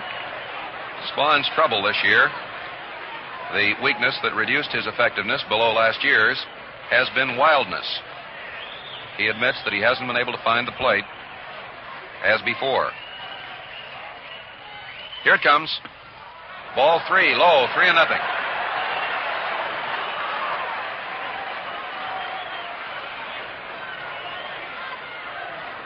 The outfield is set to the left. Despite the fact that Mitchell is a left-handed batter. The infield deep at first and second. Here's the pitch. Ball 4. That was a fastball low, and that's the third Cleveland walk of the game and the 10th Cleveland walk of the series, and it brings up Larry Doby, another left-hander. Doby is the 8th man to bat in this inning. I believe this is the biggest inning of the series so far from point of view of number of batters. Cleveland had 7 men up once before. There's a throw to first base, but there's no pickoff. This is the biggest inning in runs scored, and it's the first inning in which an 8th man has been in the batter's box. Outside. 1 ball, no strikes. The Braves had 6 men up today in their 3-run first inning when Elliott hit his first of 2 home runs. Spahn takes a stretch. Here's the pitch. Strike call. That was a slow curveball that caught the outside corner. Bill McKechnie is coaching at third base. Incidentally, Bill's son, who is a radio broadcaster in Pennsylvania, is here today. He was chatting with his dad just before the contest got underway. The outfield is set to the right. Mitchell on first base, taking a short lead. Spahn stretches, throws to first. The tag was late. Mitchell is being very cautious because the word about Spahn's pickoff ability is well known. Here it comes. Foul tip. 1 ball, strike 2. Doby was swinging hard on a sharp breaking curveball that broke low. The outfield is just a little to the right of straightaway. It was Doby who hit the series' first home run yesterday. And that, incidentally, was one of the longest blows of all of them. He steps out, getting something out of his eye. Red Barrett, Red Barber is our next-door neighbor down the line. Red Barrett is still warming up. The pitch, swing and a miss. Strike 3. That was a fastball that came right down the alley. And that is the first Cleveland strikeout of the game and the 14th of the series. 4 big Cleveland runs. 3 hits. No errors, 1 base on balls, 2 bases on balls, 1 off Potter, 1 off Spahn, and 1 runner left. The totals at the end of 4 innings. Cleveland, 5 runs, 5 hits, 1 error, 3 left. The Braves, 4 runs, 5 hits, no errors, and 3 left. Every Friday night is fight night on the air. If you have rosin in your veins, and what man hasn't, tune in Gillette's Cavalcade of Sports. Enjoy the major boxing event of the week, blow by blow. Consult your daily newspaper for time and station.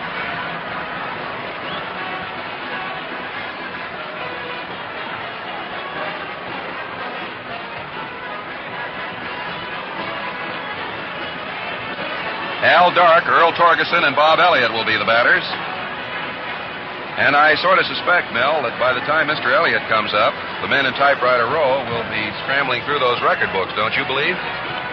Well, I think perhaps they will be, Jim, although, as you know, as most baseball fans know, Babe Ruth is the only guy that ever hit 3 in a World Series, and everybody will be wondering whether Mr. Elliott can do the same.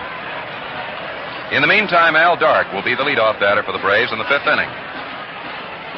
He beat out a slow roller to third base and scored the second Boston run in the first. He has 3 hits in 18 trips. He's a right-handed batter standing straight away. Bob Feller, who was given a reprieve, gets ready to pitch and throws one inside for ball 1. And I mean that reprieve literally because Feller was slated to leave the ball game until Jim Hegan put Cleveland out in front 5-4 with his home run. The outfield straight away.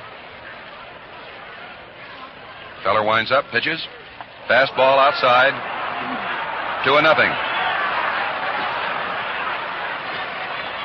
Third baseman Ken Keltner is playing just about 5 feet back of third base. Billy Southworth and Johnny Cooney are doing the coaching. Jim Hegan crouches low. He's given his battery mate, Bob Feller, a life, and Feller's trying to cash it in. Here it comes. There goes the drive to center field, not too well hit. Doby's there, and he takes it. One man out. Dark goes out on a fly ball to center fielder Larry Doby to open the fifth inning, and Earl Torgeson comes up. Torgeson has 4 hits in 11 trips. He's batting .364 in the series. The outfield moves around to the right for him. He has plenty of power. The first ball he hit was a wicked line drive, and Judnick caught it well out in right field. Feller takes a big windup, delivers. Curveball inside, ball 1. Torgeson stepped away. Ken Keltner, with left-handed Earl Torgeson up, is playing in on the edge of the grass. Just a step or two. 1 ball, no strikes. Cleveland, 5, Boston, 4. High, ball 2. 2-0. 1 man out. The huge scoreboard directly out in center field. And this is a magnificent World Series setting. Doubtless the largest World Series crowd in history. Feller takes a full windup. He delivers a fast called strike. 2-1. Over to our left and to our right, batteries of newsreel cameras preserving on film the historic story of the 1948 World Series.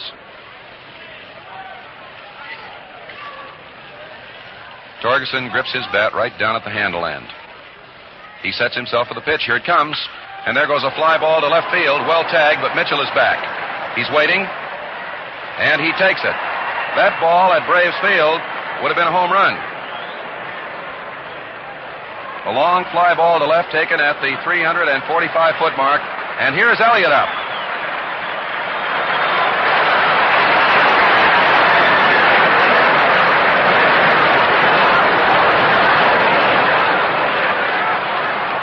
Even the Cleveland fans, sporting fans, recognize greatness, and they realize that Elliott has hit 2 consecutive home runs to drive in all 4 of the Boston runs.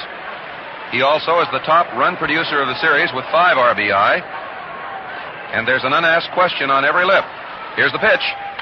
There's a high foul ball coming back up here. And the count is 1 strike. For an instant, a fleeting instant, that looked like our first souvenir. 1 strike the count.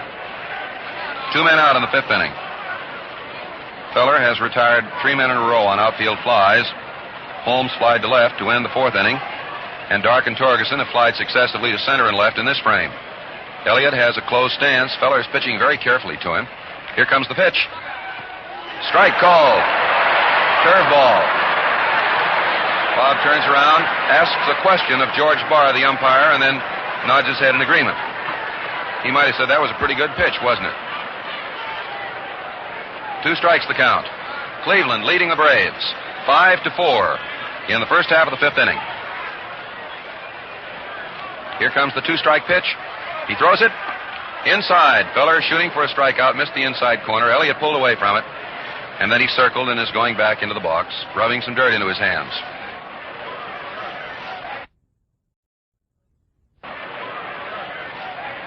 Very, very few men in World Series history have hit 2 home runs.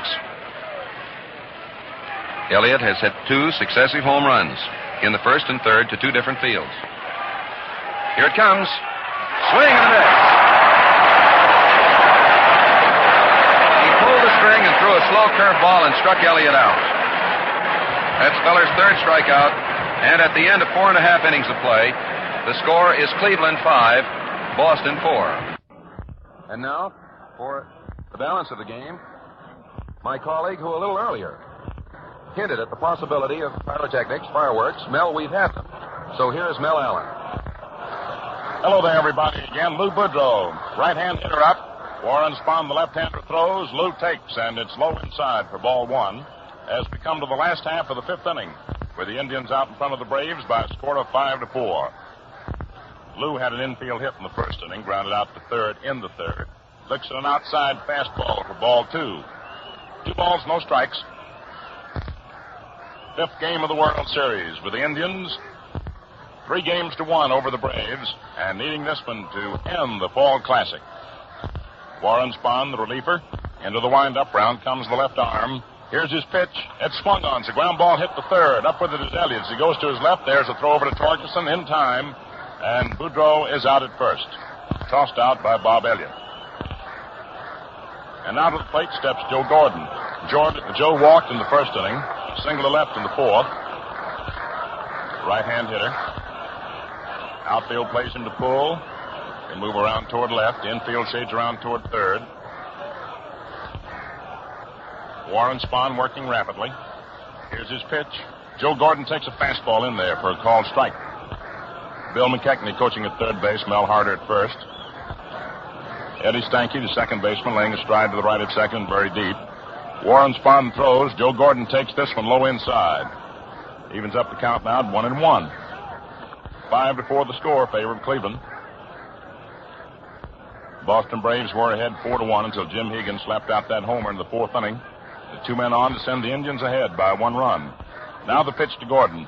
High outside, ball 2-1. Joe batting 1,000 on the day. Walked once, singled once. 1 down, nobody on. You got Kenny Keltner on deck.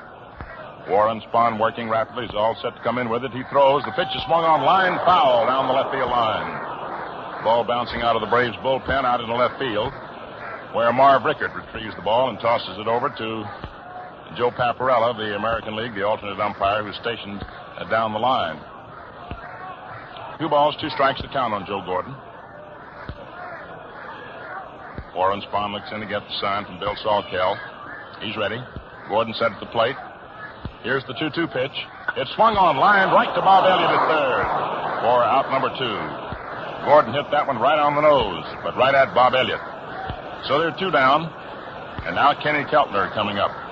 Kenny fouled out to the Braves backstop, Bill Sawkel in the first inning, and then walked in the fourth.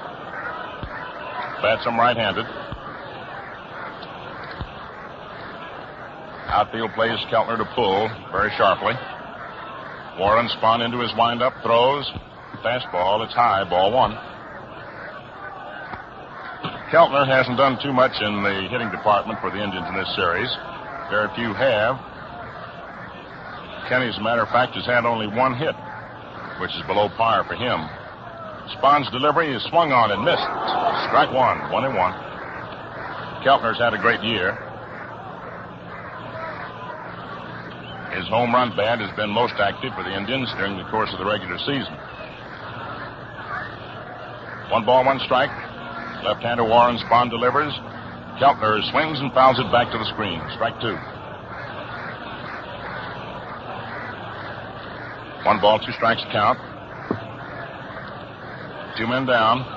It's the last half of the 5th inning. 5th game of the 1948 World Series. And it could be the last game if the Indians maintain their current advantage of 5-4. The Braves are hopeful of sending it back to the banks of the Charles, however. Warren Spahn throws. Keltner swings, pops it up into the air behind the plate. Sawkel coming back for the ball, but it looks like it's going to be out of play, and it is as it lands on the screen.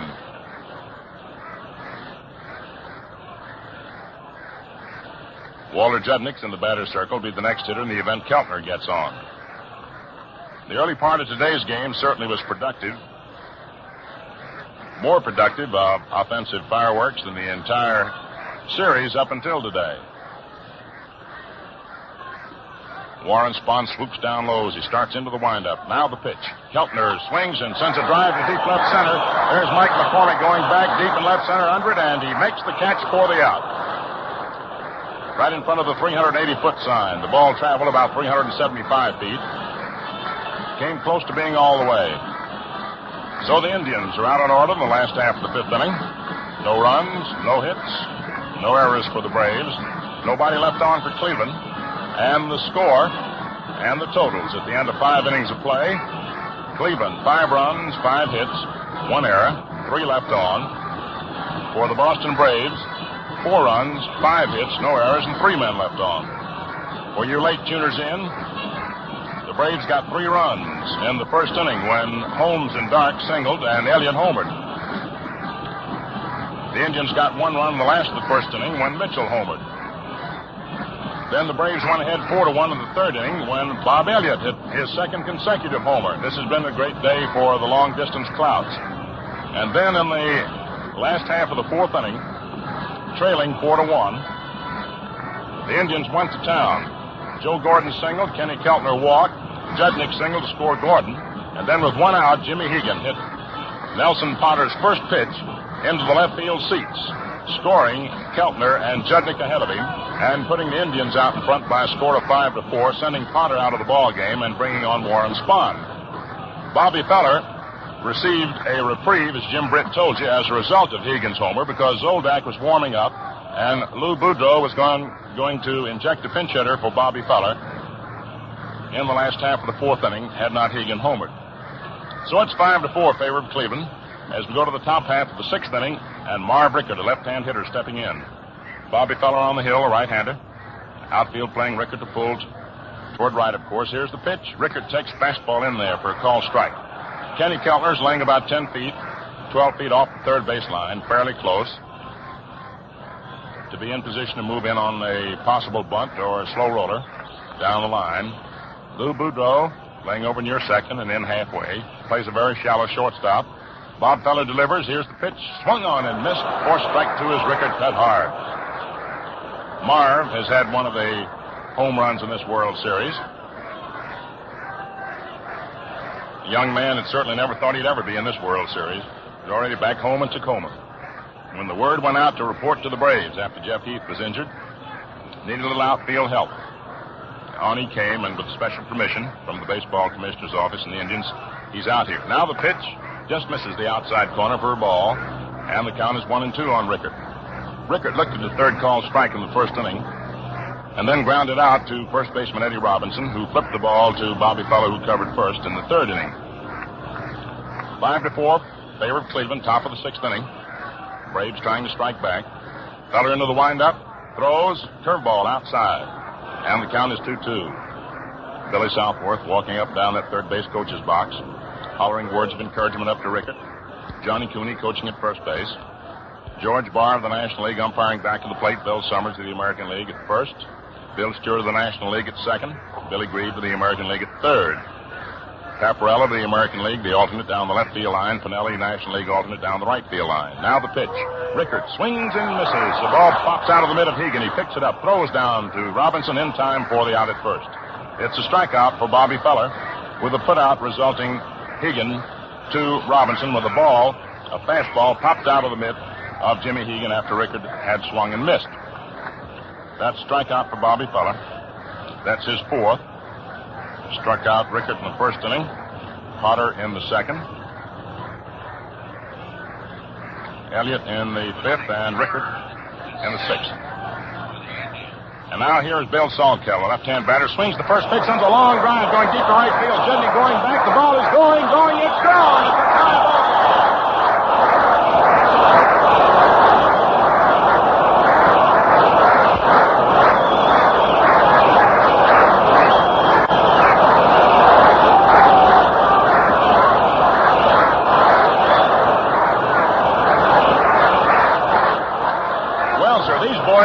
Broken out in a rash of home runs today, haven't they? Bill Salkeld powered a long drive to deep right field. Wally Judnick slipped starting back for the ball, but it wouldn't have made any difference anyway, as the ball cleared the barrier to the right of the 365-foot side into the overflow crowd and back of the wire fence, and it's a tie ball game, 5-5. And now you've got Mike McCormick coming up. And now George Barr calls time, asks for the ball, flicks it over and tosses another one back out to Bobby Feller. That's the third home run of the ball game for the Braves. Elliott's two homers drove in all four of the first four of Braves runs, and now Salkeld the fifth. Mitchell and Hegan have homered for the Indians. 5 home runs in today's game. Now the pitch to Mike McCormick. Swung on, a ground ball hit back through the middle. Boudreau to his left, a big stop, a throw in time.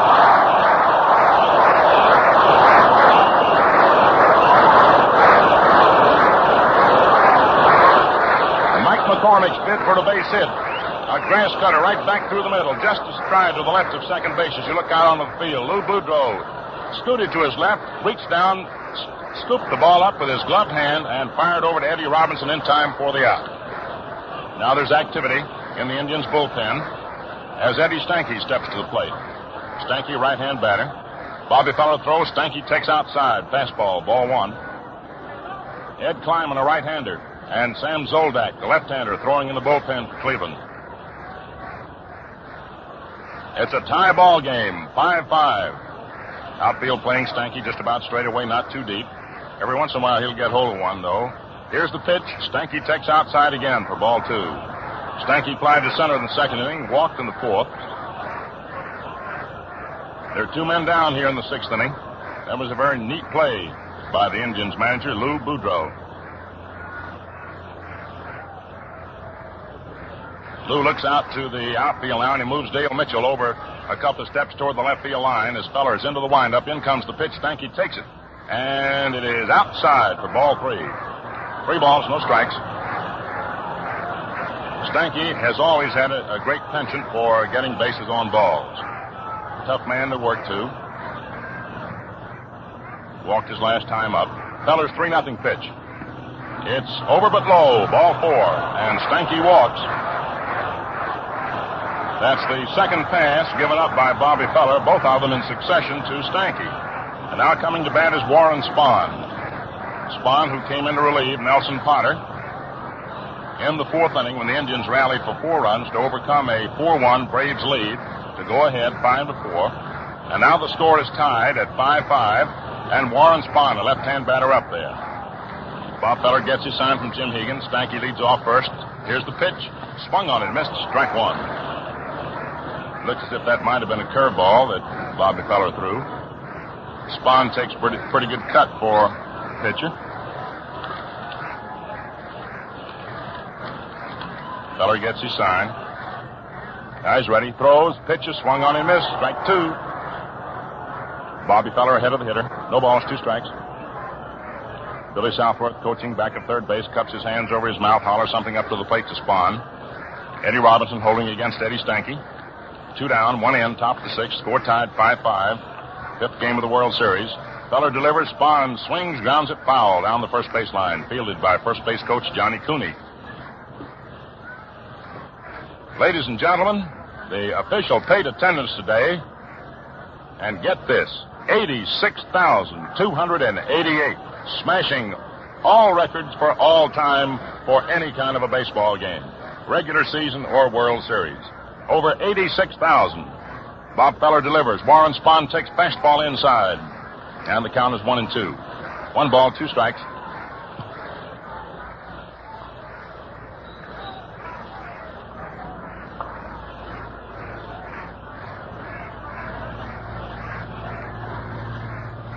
Now the pitch. Swung on and missed. Strike 3. Warren Spahn goes down striking out. That's the 5th strikeout for Bobby Feller. For the Braves in the top of the 6th inning. 1 run. 1 hit. No errors for the Indians. 1 man left on for Cleveland. And at the end of 5 1/2 innings, the score, the Braves 5, the Indians 5. Now, all of you fans know Bucky Walters, top-ranking pitcher for many years and now manager of the Cincinnati Reds. Tell us, Bucky, what's tops with you in the shaving league? Well, as I have said many times before, Gillette has always been my favorite razor. But what about the new Super Speed model you're using now? I can't imagine a more convenient razor, the one that shaves as easily. My old Gillette was a honey, but this latest one is super special. Yes, man, super special is right. The improved Gillette Super Speed razor makes a world of difference in shaving comfort and convenience. You change blades instantly and enjoy the sweetest shaves ever. See if Bucky Walters isn't right. Buy a Gillette Super Speed razor with a 10-blade Gillette dispenser, a regular $1.50 value, for only $1. And now we come into the last half of the 6th inning. It's going to be Walter Judnick leading off for the Cleveland Indians, to be followed by Eddie Robinson and then Jim Hegan. And Warren Spahn, who pitched and lost the second game of the World Series to the Indians 4-1, Spahn being removed and relieved by Barrett in the 5th inning, delivers, and it's a curve over there for a called strike to Judnick. Judnick's a left-hand batter. Grounded out to first baseman Earl Torgerson in the 1st inning, single to center in the 4th. The left-hander into the windup. Fires away, and the pitch is inside to Judnick. The count is evened up now at 1-1. 1 ball, 1 strike. Score tied 5-5. A day that has been productive thus far of 5 home runs. Big explosions today. Now the pitch is inside to Judnick. He was ready to level off on that one. The ball had him fooled. He was dug in pretty well and had trouble getting away from that delivery by Warren Spahn. 2 balls, 1 strike. The left-hander working very quickly. Here's his pitch. Judnick takes inside again for ball 3.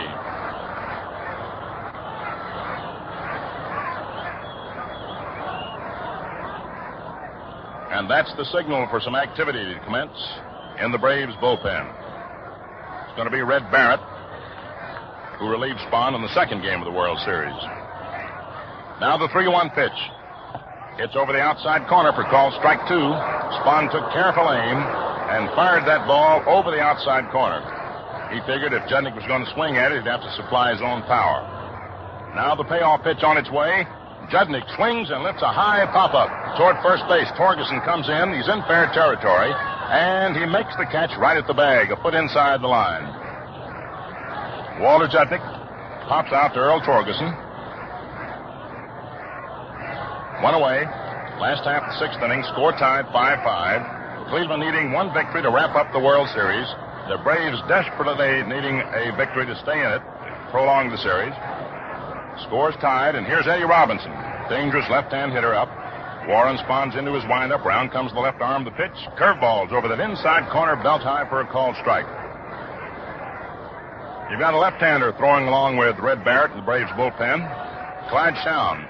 Now the pitch on its way from Spahn to Robinson's. A curve into the dirt outside. Ball 1. 1 ball, 1 strike, 1 out. Last half of the 6th inning.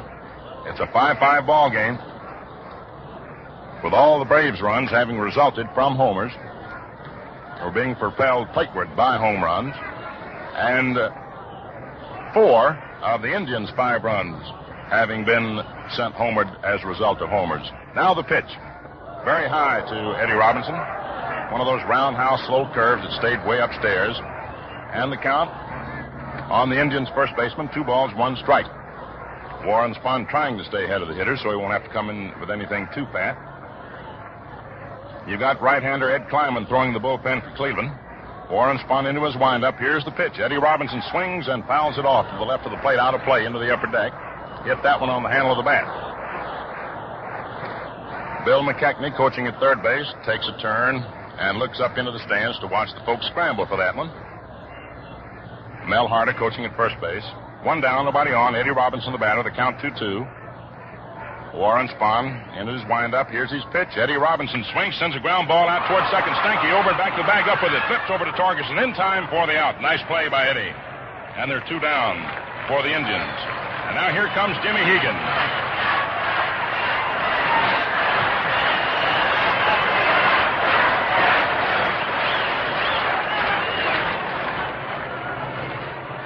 Jim Hegan, a boy from Lynn, Massachusetts, not far from Boston, has really dealt the miseries to the boys from Boston today.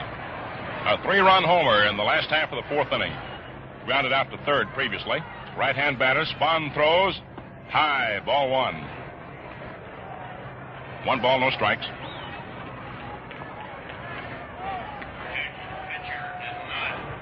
Warren Spahn ready. And the pitch. Swung on, fouled off on the ground down the third base line. Elliott scoops it up, throws it back to... Started to throw it back to Spahn. He threw it over to Dark, and Dark whipped it over to Stanky. Get a little pepper generated on the Braves infield. 1 ball, 1 strike, 2 outs. Last half, 6th inning, score tied 5-5. Dale Mitchell's driven in a run for Cleveland. Judnick's driven in 1, and Hegan's driven in 3. Now the pitch to Jim. Gets that outside corner beautifully for call strike 2. It was a fastball. I think Hegan must have been looking for the curve. He was ready to swing. The ball didn't break in on him as he expected. Stayed outside. Got the corner. Now the 1-2 pitch. Here it is. Hegan swings and he misses. Strike 3. And Warren Spahn turns in a very fine inning of relief pitching in the 6th. He came on in the 4th inning, as a matter of fact, and now has given up only 1 walk in facing 1, 2, 3, 4, 5, 6, 7, 8, 9 men. Has retired 7 in a row. They've just announced the attendance figures out here, and the crowd roars. And while the crowd is roaring, and they say that this is an all-time baseball crowd record, as we've already told you, let us pause 10 seconds for station identification. This is the Mutual Broadcasting System. You're listening to another great sporting event brought to you over WOR, your World Series station in New York.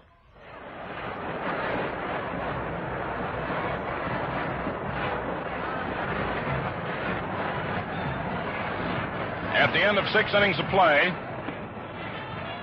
the Boston Braves have 5 runs, 6 hits, no errors, and 4 left on. Hope that checks, Jim. The Cleveland Indians, 5 runs, 5 hits, 1 error, and 3 men left on base.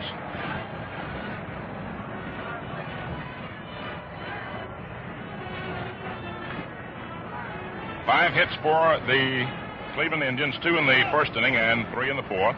And 6 hits for the Braves, 3 in the first inning, 1 in the third, 1 in the fourth, and 1 in the sixth. And now we're ready for the top of the 7th inning. Going into what may be the final third of the ball game. Perhaps the final third of the final game of the World Series, perhaps not. The trains are all set and ready to go back to Boston, and the Braves would like to do something about it. About going back, the Indians would like to just forget all about it. So we'll see what's going to happen now as we go into the top of the 7th.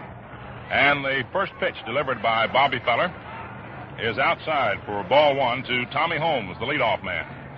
It'll be Al Dark on deck with Earl Torgeson to follow. Lou Boudreau has Ed Kleiman, a right-hander, and Sam Zoldak, a left-hander, throwing the bullpen in the event that Bobby Feller should falter. The right-hander into the windup fires away. Tommy Holmes takes high. Ball 2.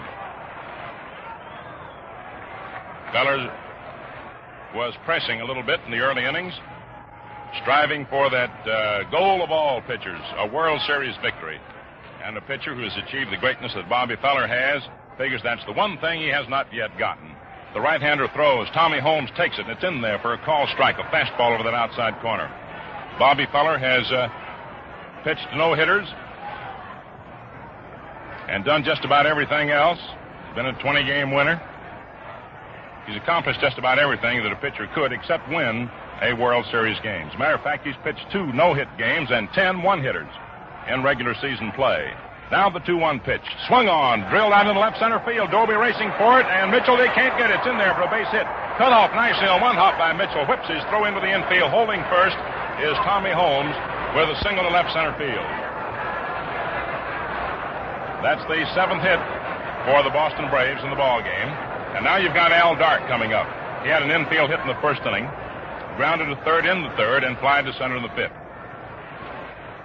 Kenny Keltner's in on the grass looking for the bunt.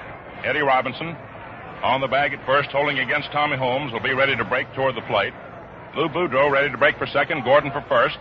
Outfield about straight away, the stretch by Feller. The pitch, Dark shortens up, takes high outside for ball 1.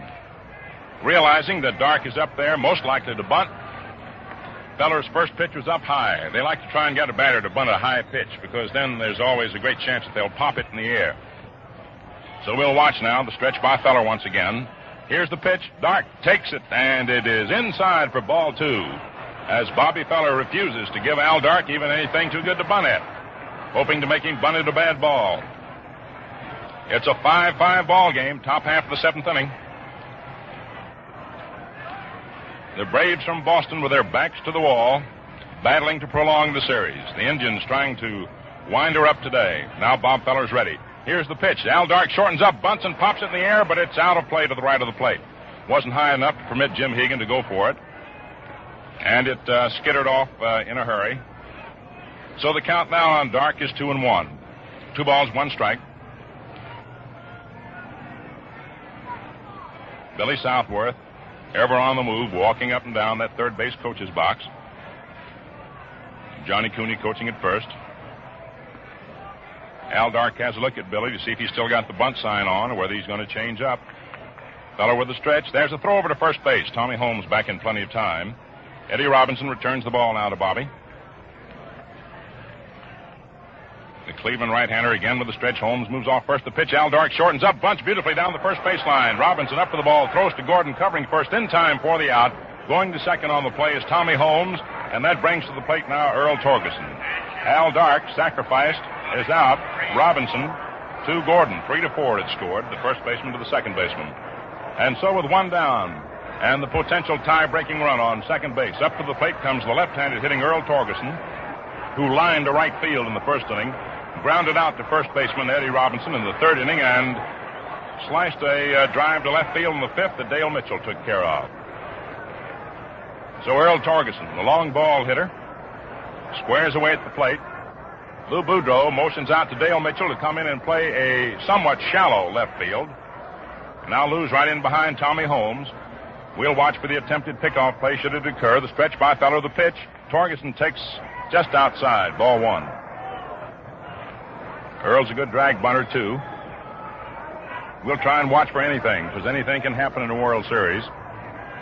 First 4 games of this series described by most of the writers as comparatively lackluster in so much as the pitching predominated so greatly. And today it's been the hitter's paradise. The pitch and slow curve that's over. Letter high for a called strike. 1-1. I say a hitter's paradise. Perhaps that's ill-advised. Certainly the home run boys have been active today. There have been 5 blasted. I guess that's enough for any one ball game, and chances are there might be others before the 9 innings have been completed. 9, maybe more. The score is tied right now at 5-5. There's Boudreau going in behind Tommy Holmes, and out of the batter's box stepped Torgerson, and Bobby Feller stepped off the mound. I don't know whether the pickoff play went askew, so to speak, or not. The stretch, here's the pitch. Swung on, lined out over second in the center for a base hit. Here's Tommy Holmes rounding third, digs for the plate. Gilby up to the ball. His throw is cut off at second. Scoring is Holmes, and the Braves are out in front 6-5.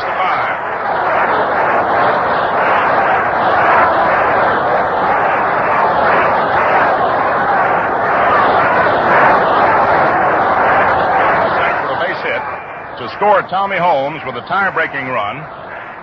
It is now 6-5 in favor of the Braves, and that's all for Bob Feller. He's out of the ball game.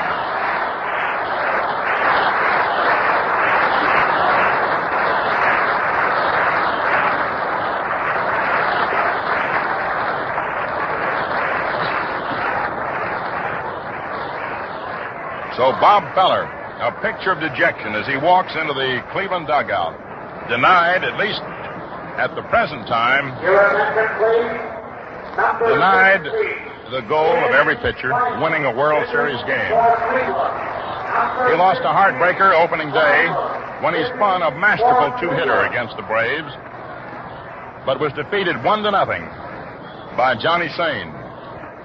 It was a tough game for Bobby to lose. It was a good one for Johnny Sain to win. And so Bobby Feller, in his second effort in this World Series, has not yet achieved victory, and thus the parallel with Waller Johnson. And Bobby, as we often have said, has been referred to as the modern prototype of Waller Johnson, at least. And Johnson never won a ball game in a World Series until the 7th game, and then as a relief pitcher. So maybe we'll have a 7th game. Who knows? And now, coming on to do the pitching, in place of Bob Feller is Ed Kleiman, our right-hander. The Ace Indians relief pitcher. Ed Kleiman, a right-hander. And he will face Bob Elliott, who already today has had 2 homers off Feller and struck out his last time up. Ed Kleiman, a 6'1", 170-pounder from Norwood, Ohio, delivers. Elliott takes a curve right over there for a called strike.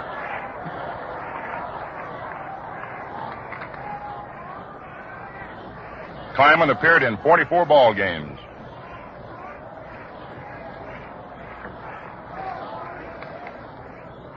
The right-hander ready now.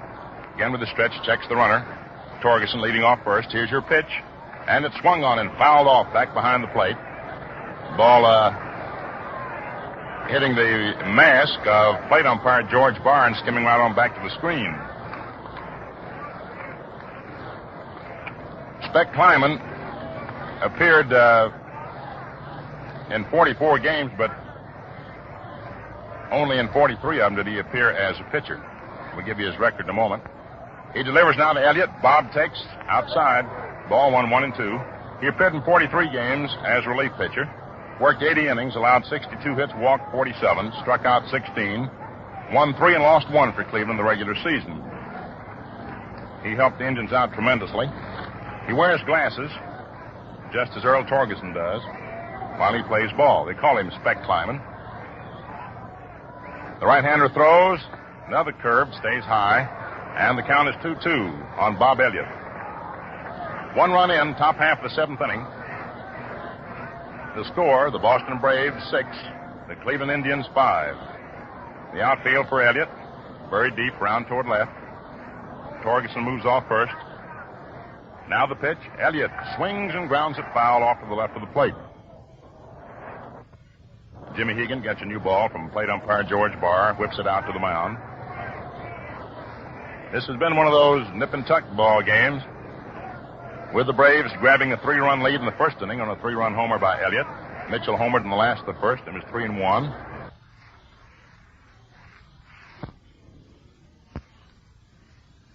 Mitchell homered in the last of the first. It was 3-1. Braves added another in the third to make it 4-1, and only to see the Indians come back and go ahead 5-4. Then the Braves tie it up at 5-5. Now they're ahead 6-5. Kleiman delivers. Elliott swings, sends a little dribbler foul down the third base line, which Billy Southworth elects to receive. And he picks it up and tosses it over to Kenny Keltner. The ball is tossed out, however, as George Barr, in the meantime, has whipped a new ball out to the relief pitcher, Ed Kleiman. Bobby Feller went 6 1/3 innings today, during which time he gave up 6, 7, 8 hits. Walked 2 and struck out 5, and gave up 6 runs. He's also responsible for Torgerson, should Torgerson score. Eddie Kleiman ready. Here's his pitch. Elliott takes inside. Ball 3, 3-2. Working very carefully on the hard-hitting Braves third baseman. And you know, if you knew Bob Elliott, or anybody else for that matter, similar to Bob Elliott, you could pick out somebody on the Indians team who came up so many times with runners on bases in previous games and was unable to deliver. You knew that that couldn't keep going on. And today, Elliott broke out of it in rousing fashion. All right, we're ready for the payoff pitch. There goes the runner. The pitch is taken inside and high. Ball 4. And Elliott walks. And that moves Torgerson down to second base and brings to the plate Marv Rickard. And now in the bullpen, it's Russ Christopher for the Indians, a right-hander, submarine artist warming up, along with a left-hander, Sam Zoldak. And so this ball game has been won with something happening every inning. And the excitement has been at a very high pitch all the way through. Kleiman with the stretch checks the runners on first and second, throws. Rickard takes high. Ball 1. You got Earl Torgerson on second base. Bob Elliott on first base. 1 down, 1 run in. Top of the 7th inning, the score, the Braves 6, the Indians 5. They've now scored as many runs in this game as they scored in the first 4 combined. Here's your pitch, swung on a ground ball, hit out past second, and that is going for a base hit. Rounding third is Torgerson, coming in to score. Racing into third is Elliott. He hits the dirt, and the ball gets away from Keltner into the Braves dugout. And Elliott is allowed to come on in to score, and Torgerson is allowed to go all the way around to third base. To recap that play for you, Marv Rickard blasted a grounder down the middle. Joe Gordon flashed to his right, almost got to the ball, but couldn't quite get it. It went on through in the center for a single. That single drove in Earl Torgerson from second. Bob Elliott, who was on first, was racing toward third. Larry Doby's throw to third was outlegged by Elliott, but he hit the dirt, and as he did, he was in the way of the ball that skidded on by Keltner and rolled on in to the Braves dugout, enabling Elliott to go all the way around to score and Rickard to go to third. Now the infield is in. We'll give you the official scoring in a moment. Saul Caldup takes a pitch outside for ball 1. Rickard is credited with 1 run batted in. Doby is charged with an error on the throw, enabling Elliott to come in and Torgerson on the ground rule, the ball going into the dugout to take 2 extra bases. And now here's Bill Saul Caldup. Infield in. He takes a pitch high for ball 2. So there are 3 runs in here in the top of the 7th inning, with the Boston Braves now out in front by a score of 8-5. And perhaps they're getting the trains warmed up. Perhaps. Eddie Kleiman throws. The pitch is swung on, line foul down the first base line. You know, that play that enabled Elliott to come on in to score is one of those plays that occurs in baseball on which an error has to be charged, and yet it seems unjustified from one angle. And that is to say, the throw was perfect, but it just happened the runner sliding was in the way of the ball. Now the pitch is outside for ball 3 to Salkel. You can't blame the third baseman for not feeling the ball, since the runner sliding into him blocked the path of the ball, or the third baseman's vision. You can't blame the outfielder necessarily because the throw was perfect, yet you must score an error on somebody, and you have to give it to the thrower. Now the pitch. Salkel takes inside, ball 4, and he's on. And now Lou Boudreau calls time. And we're going to have a new pitcher, and it's going to be Russ Christopher. Salkel gets ball 4.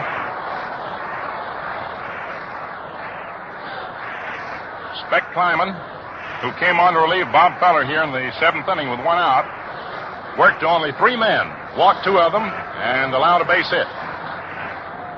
Incidentally, that run that Torgerson scored is charged to Feller, so Bobby Feller has allowed 7 of the 8 runs the Braves have scored.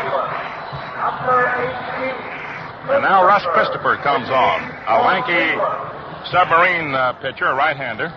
Russ Christopher, a 6'4", 180-pounder, who was born in Port Richmond, California, and now lives in Philadelphia. So Russ Christopher comes on.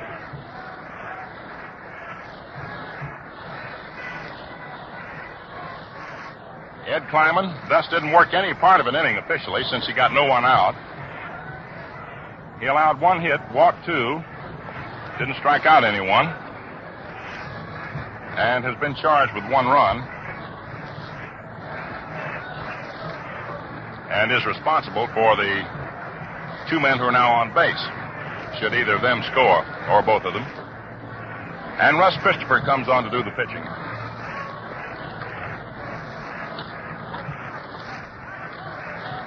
Christopher was in 45 games for the Indians this year. Worked 59 innings, allowed 55 hits, walked 28, struck out 13, won 3 and lost 2. I don't believe the Braves saw any similar type of pitching, any submarine type of pitching this year in the National League. And so it may be that Christopher's style of delivery might bother them for the while, although that doesn't necessarily hold. But it's possible. It often does when you haven't seen a man deliver a ball in submarine fashion. Generally, you watch it coming overhand, a 3/4 or sidearm. All right, here's Mike McCormick. First pitch to him is inside for ball 1. Now, you've got Marv Rickert on third base and Bill Salkeld on first base. 1 out, 3 runs in, top of the 7th inning, 8-5, favor the Braves. Time call for a moment as Mike McCormick steps out of the batter's box. Has a little something in his eye. Billy Southworth hopes it's a base hit. Lou Boudreau hopes it's a pop-up. Or perhaps a double play ground ball. In any event, Mike McCormick is back in. Russ Christopher ready. Left side of the infield is in. Here's the pitch. Swung on. It's a ground ball hit down toward Keltner, but it's in foul territory as he grabs it. Streaking for the plate, of course, was Marv Rickert. There may or may not have been a play at the plate had the ball remained fair, but useless to indulge in such speculation when the ball was foul. 1 ball, 1 strike, 1 out, 2 men on, 3 runs in, top half of the 7th inning, 5th game of the 48 World Series. The Indians leading in games 3-1, needing this one to end the series. The Braves needing it to prolong it. The left side of the infield is in, as we told you, in very close. Joe Gordon's in about halfway on the right side with Robinson holding the bag. The pitch is high outside. Ball 2, 2-1. Russ Christopher, string bean right-hander, pitches with an underhand motion. They call him a submarine pitcher. Years ago, there was one in the major leagues by the name of Carl Mays. Satchel Paige throwing the bullpen for the Cleveland Indians. Christopher all set. Submarine's one in there that's outside. Ball 3, 3-1. And in the event that Russ Christopher is unable to stem the Braves' tide here in the 7th, you may see Satchel Paige making his World Series appearance. Something that quite a number of fans have looked forward to, including Satchel Paige. Russ Christopher all set. Rickert leads off third, Salkel off first. The pitch. It's over the outside corner, about letter high for called strike 2. So you have full count, 3-2. 1 out. top of the 7th, 3 runs in. Braves 8, Indians 5. Outfield toward left. Now with 1 down, Salkel might be going. Here's your pitch. There he goes. The pitch is swung on, lined out into right field for a base hit. Coming in to score is Rickard Salkel, around second on his way to third. The ball fielded by Juddick. Whips a throw into Gordon at second. Holding third is Salkel. At first is Mike McCormick with a line single to right field. As he got that ball down toward the handle of the bat on the 3-2 pitch and lined it just to the right of Eddie Robinson, the first baseman, and on out into right field. So Mike McCormick delivers a line single to right, scoring Marv Rickard with the 4th run of the inning. This has been the second 4-run inning of the ball game. The Indians scored 4 in the last of the 4th. And coming up is Eddie Stanky, who flied to center and walked twice. Salkeld on third. Mike McCormick on first. The infield set up the same, hoping for either a play at the plate or they'll go for the double play. 9-5 favor the Braves. The pitch to Stanky's a pitch out. A throw down to first base, not in time. Jimmy Hegan called for a pitch out, hoping to pick off Mike McCormick at first. But Mike was back in time. Johnny Cooney hollering to Mike McCormick to get back. And now Russ Christopher looks in to get that sign from Hegan. The outfield straight away for Stanky, not too deep. Christopher all set. Runners on first and third. Here's your pitch. Stanky takes. There's a throw down to third base. It's into the dirt. Picked up nicely by Keltner as Salkel gets back safely. Another pitch out was called for just as Eddie Stanky slid his hands up on the bat as if he was going to try the squeeze, the delayed squeeze, because Salkel wasn't breaking for the plate, so it had to be the delayed squeeze, or else Stanky was going to bluff a bunt. And it was a pitch out, and Hegan threw to third and almost threw it away. All right, 2 balls, no strikes. Here's the pitch. Stanky takes. Strike 1 call over the outside corner. 2-1. Lou Boudreau gambling in there, calling for 2 pitch outs. Most likely the manager gave that sign, trying to pick the runner off first and then the one off third, hoping to get out of the jam that way. And now Christopher with the stretch throw. Stanky shortens up, takes outside, ball 3. And again, he either was bluffing the bunt or else they had the delayed squeeze on because Salkel wasn't going on the pitch. In other words, it wasn't that suicide squeeze where the runner from third breaks and hopes that the batter lays it down properly. It might have been the type where the runner at third takes the lead and makes sure that the ball is laid down and then puts on the steam heading plateward. 3 balls, 1 strike, 1 out. Salkel on third, Mike McCormick on first, 4 runs in, top of the 7th. Here's your pitch. There goes the runner from first. The pitch is looped out into right field for a base hit. Coming in to score is Salkel. Mike McCormick races around to third. And then the ball is bobbled out in right field momentarily by Juddick, but it recovers in time. And Stanky just blooped one out into right field. And Lou Boudreau goes to the mound. That's all for Christopher, and it's going to be Satchel Paige.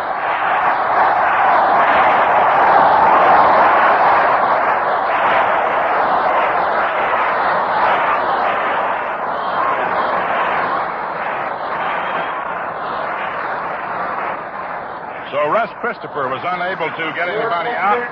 And here's the announcement about the appearance of Satchel Paige. Listen.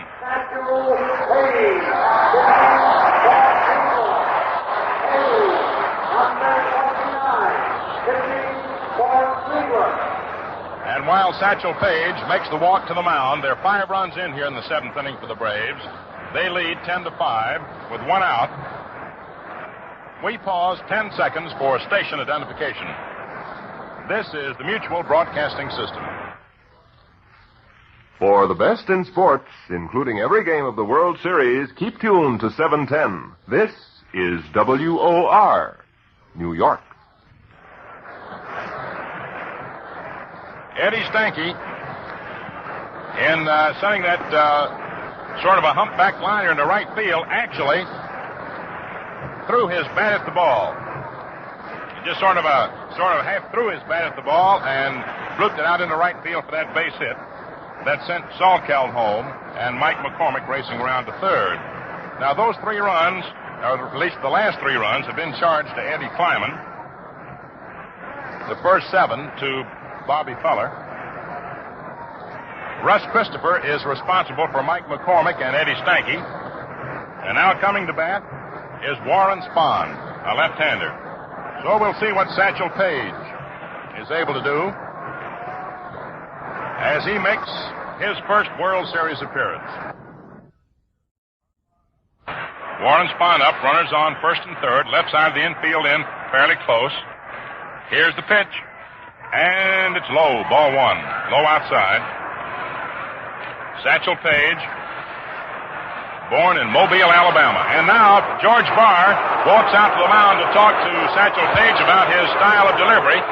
Lou Boudreau comes in to see what they're going to talk about, and Bill Summers moves over to represent the American League. There always was, during the course of the season, a great deal of discussion about Satchel's style of delivery in so far as his windup was concerned, the hesitation pitch. And it was ruled illegal in the American League. That is to say, he would go into his windup, come to a stop up over his head, take that stride forward with his foot, and delay a second before he threw. Now we're ready to resume action. Runners on first and third. The pitch. Warren Spahn swings and fouls it back up onto the screen, out of play. And the count is 1-1. Satchel Paige, a 6'3", 180-pounder, born in Mobile, Alabama, and although the American League roster lists him as living in Cleveland, he lives in Kansas City. Here's the pitch. Swung on and missed, strike two. As old Satch poured a fast one in there. Satch at least has a home in Kansas City. He visits down in Mobile. As Satch said one time, I just live where I pitch. The right-hander all set.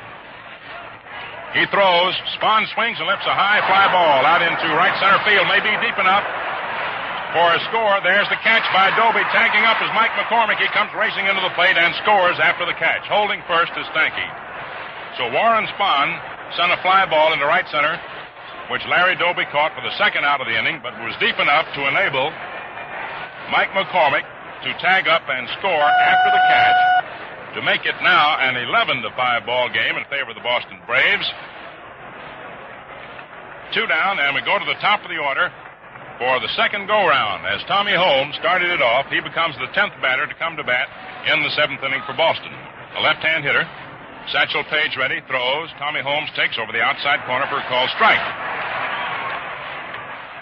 Paige did some great pitching for the Cleveland Indians in spots during the course of the season. He won 6 games and lost 1. The right-hander's ready. Checks his runner, throws outside for a ball, and the count is 1-1. Paige won 6 and lost 1 in 21 appearances, worked 73 innings, allowed 61 hits, walked 22, and struck out 43. Warren Spahn, incidentally, becomes the first pitch in the series to drive in a run. Satchel Paige delivers to Tommy Holmes, and it's inside. Ball 2, 2-1. Paige, through his many years of pitching, is quite a cute one out there. Bill Boiselle, who's scheduled to work tomorrow if the series continues in Boston, looks up here and waves at Jimmy Britt and yours truly. Here's the pitch now. Tommy Holmes swings and hits a fly ball down the left field line. It's going to go foul out of play into the left field stands. Dale Mitchell went over but couldn't get to the ball in time. And the count on Tommy Holmes is 2-2. 2 balls, 2 strikes, 2 outs. And I suppose after the press and radio had done so much talking about the low scores and low hit totals over the first 4 games, these 2 teams decided to do something about it today. And they have with a vengeance. All right, here's your pitch. Tommy Holmes swings and lifts a high pop-up foul down the left field line. There is Kenny Keltner racing for it. Can't get it. Just drops in behind him. Dale Mitchell came over, but he couldn't get to it either. And so Tommy Holmes has another opportunity. Satchel Paige is listed as having been born in Mobile, Alabama, September the 18th, 1908, which would make him 40 years of age. However, there was a report during the course of the summer in which Satchel Paige's mother said that he was 44, which spiked rumors to the effect that Satchel was up around the 50s. He's been pitching a long time. The right-hander with a stretch, checks the runner. Stanky leading off first. Here's the pitch. Swung on, drilled down the left field line, and it goes foul. As Tommy Holmes continues to hit him down the left field line, that ball was somewhat similar to the one he hit in the 8th inning of the first game that gave Johnny Sane victory over Bobby Feller 1-0. Boston Braves 11, Cleveland Indians 5. Top of the 7th inning. This inning's been going on a long time. Satch Page ready. Check Stanky. Here's the pitch to Holmes. And wait a minute. Billy Grieve called a balk. There was a balk called on Satchel Page. Page came up with a stretch and then broke it before he delivered to the plate. That is to say, he came down and stopped and then re-engaged the stretch, so to speak. And immediately Billy Grieve called the balk. So they've just called a balk on Satchel Page, which enables Eddie Stanky to move down to second base. Well, I guess that sort of completes the day. Now we've had just about everything. Ready for the payoff pitch to Tommy Holmes. Here it is. Tommy swings, sends a ground ball out to short, taken on 2 big hops by Lou Boudreau, throws on over to first in time for the out. So Satchel Page got him out. And for the Boston Braves in the big 7th inning. 6 runs, 1, 2, 3, 4, 5 hits. 1 error for the Cleveland Indians. 1 man left on for Boston. And at the end of 6.5 innings, the score, Boston 11, Cleveland 5. In the words of Bucky Walters of the Cincinnati Reds, the modern Gillette Super Speed Razor is something super special. As you heard him say, he can't imagine a more convenient razor or one that shaves as easily. Men, with this razor, you change blades instantly and enjoy matchless shaving comfort as well. Now, the Gillette Super Speed Razor is a precision instrument, not a gadget. There's nothing to fit together, nothing to jam or clog, and you don't have to be a locksmith to make it work. Twist, it opens. Zip, it's loaded. Then twist again. Yes, blade changing is that easy. To clean, just loosen the razor, rinse, shake, and put away. Davey. Super Speed Razor. You get it complete with a 10-blade Gillette dispenser, a big $1.50 value for only $1.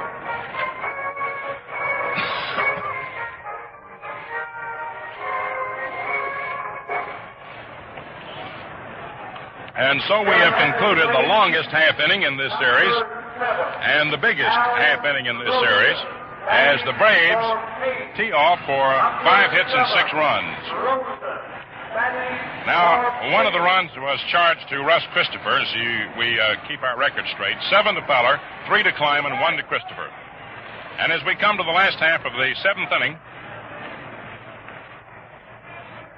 we're going to have a pinch hitter for Satchel Page, who was scheduled to hit. And naturally being behind by a score of 11 to 5, Lou Boudreau sending up a pinch hitter. It's going to be Al Rosen. Al Rosen, who had a great year with Kansas City in the American Association, came up in time to be eligible for the World Series. Good hitter, right-hand batter. Steps to the plate. Warren Spahn, the left-hander, into the windup. In comes the pitch. Rosen looks at a fastball that's low. Ball 1. After reporting to the Indians, leaving Kansas City, Rosen was in 5 games, went to bat 5 times, had 1 hit. In comes the pitch. Rosen looks at it. It's over for a called strike, 1-1. Bob Muncrief, a right-hander, is throwing in the bullpen for Cleveland. Cleveland fans begin that rhythmic applause, calling for a rally. Warren Spahns into his windup. Round comes the left arm. Here's your pitch. Al Rosen takes outside. Ball 2, 2-1. They play Rosen as a pull hitter, outfield way around toward left. And you've got Tommy Holmes in a shallow, extreme right center. Now the pitch. Rosen swings, pops it up out into short center, backing up is Stanky. He makes the catch about 10 feet back from the outfield grass, directly behind the bag. So Rosen, batting for Page, pops to Stanky. Now we go to the top of the Cleveland order to pick up Dale Mitchell. Mitchell hit a home run, leading off for the Indians in the first inning. Line to left in the third and got a base on balls in the 4th inning. Here it is, the last of the 7th. He hasn't been to bat since the 4th. Warren Spahn came on in the fourth inning to relieve Potter and has done some wonderful pitching. He throws high, ball one. Potter, who started for the Braves, went 3 1/3 innings, gave up 5 hits and 5 runs. Warren Spahn all set. He throws and gets the outside corner for a called strike. 1-1. 1 ball, 1 strike, 1 out.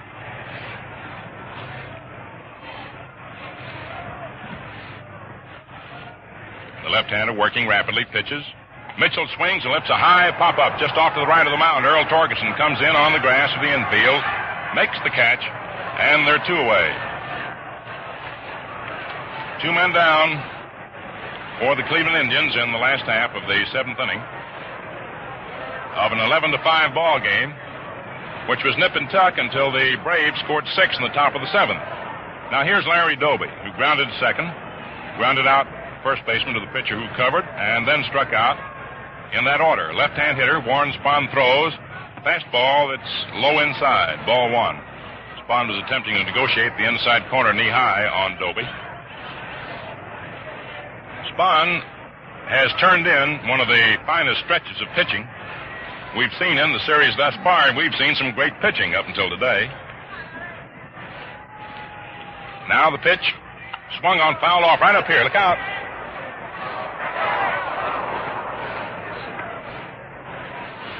I admired that Jim Britt. Ice water in his veins. He barely flinched. 1 ball, 1 strike. 2 down. Last the 7th. Warren Spahn throws. Pitch inside to Doby. Backs him away from the plate. Ball 2. 1 strike, 2 outs. Last the 7th. Bob Moncrief throwing the bullpen for Cleveland. He'll come on to do the pitching when we go to the 8th inning. Rosen having batted for Page. Here's your delivery. Swung on by Doby. A long fly ball down the left field line. Marv Rickert races over, is getting under it, and makes the catch. So the Indians, unable to do anything with Spahn in the last half of the 7th, are out in order. And at the end of 7 innings of play, it's 11-5 in favor of the Braves. And now Warren Spahn has retired 3, 6, 9. 10 men in a row. 3, 6, 9, 10. He allowed 1 man to reach first base since he relieved Potter in the 4th inning, and that was Dale Mitchell, whom he walked after retiring Bobby Feller.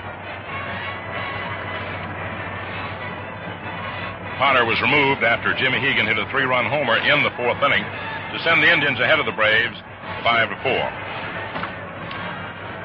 So we're ready to move now to the top half of the 8th. Your 7-inning totals show the Boston Braves with 11 runs, 11 hits, no errors, 5 men left on.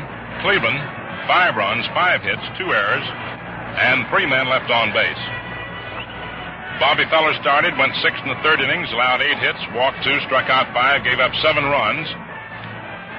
Ed Kleiman came on in the 7th, couldn't get anybody out, allowed 1 hit and 3 runs. Russ Christopher came on in the 7th. He couldn't get anybody out, allowed 2 hits and 1 run. And Satchel Paige finally came on and put out the fire. Although he permitted Warren Spahn to hit a long fly ball to Doby that enabled a runner at third to tag up and score after the catch. So Bob Moncrief comes on to do the pitching now for Cleveland. Number 25, Moncrief, pitching for Cleveland. Bob Moncrief, the 5th Cleveland pitcher of the ball game. And it's odd that in the first 4 games of this World Series, every Cleveland pitcher, every Cleveland starting pitcher went the distance. But today, Lou Boudreau has had to call on 5 men. Feller went to the 7th with 1 out, and then came in order Kleiman, Christopher Page, and now Moncrief. Bob Moncrief, a 6'1", 190-pounder, born in Medill, Oklahoma, now lives in Denison, Texas. And the right-hander will have to pitch first to Al Dark as we go to the top of the 8th inning. Right-hand batter. Moncrief throws. High outside, ball 1. Dark has had 1 out of 3. First inning single. Grounded to the 3rd, fly to center, and then sacrificed in that order. Moncrief throws a pitch that swung on. A grounder hit out to short. 2 hops to Lou Boudreau. He's up with it. Throws over to Eddie Robinson in time, and Dark is out. Short to first. Boudreau to Robinson. Earl Torgeson steps up, a left-hand batter. Line to right field, grounded to first, fly to left, and single to center. Driven in 1 run. Bob Elliott's driven in 4 with a pair of homers. Rickards driven in 1, Saul Kell 1, Mike McCormick 1, Stanky 1, Spahn 1. Everybody but Holmes and Dark have driven in runs for the Braves. There's a pitch that's cut on viciously and fouled off onto the screen. Strike 1.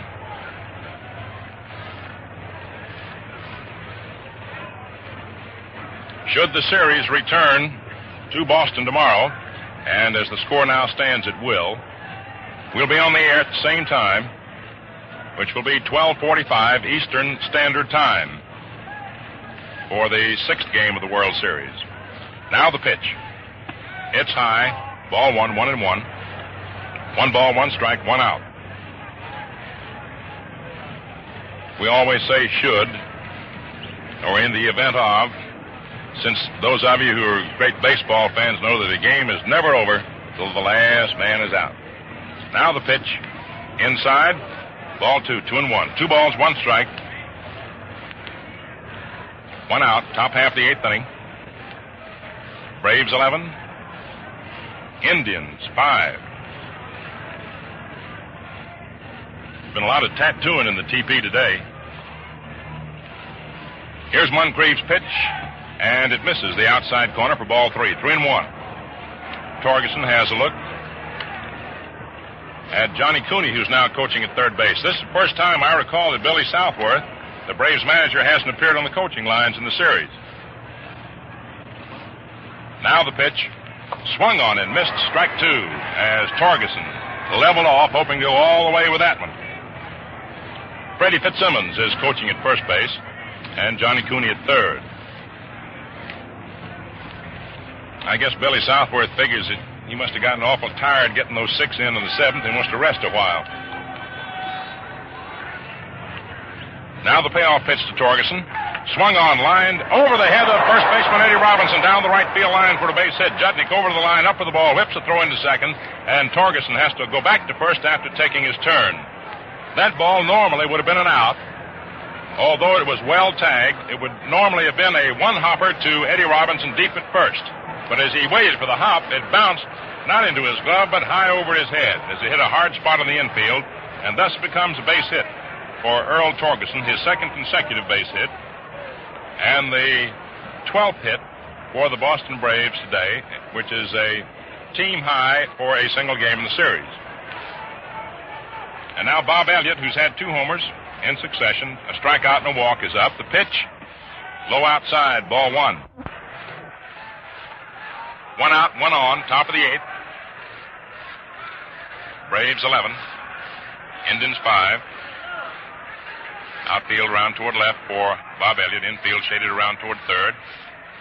Bob Moncrief throws. Curveball that zips over the heart of the plate. About belt high for a called strike. 1-1.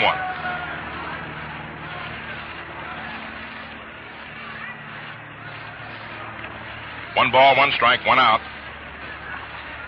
Moncrief looks in to get that sign from Jimmy Hegan. Torgeson dances off first base. Here's your delivery. Swung on, slow grounder, hit foul down the third baseline. Kenny Kellner goes over to get it. Everybody was kidding Kenny.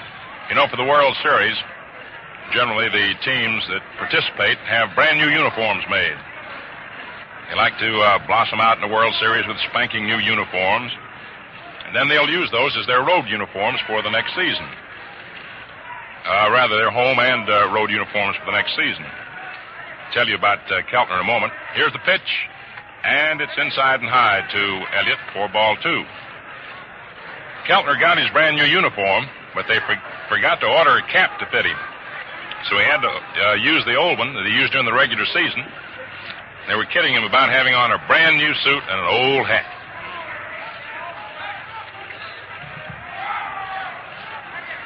Two balls, 2 strikes, 1 out. Bob Elliott the batter.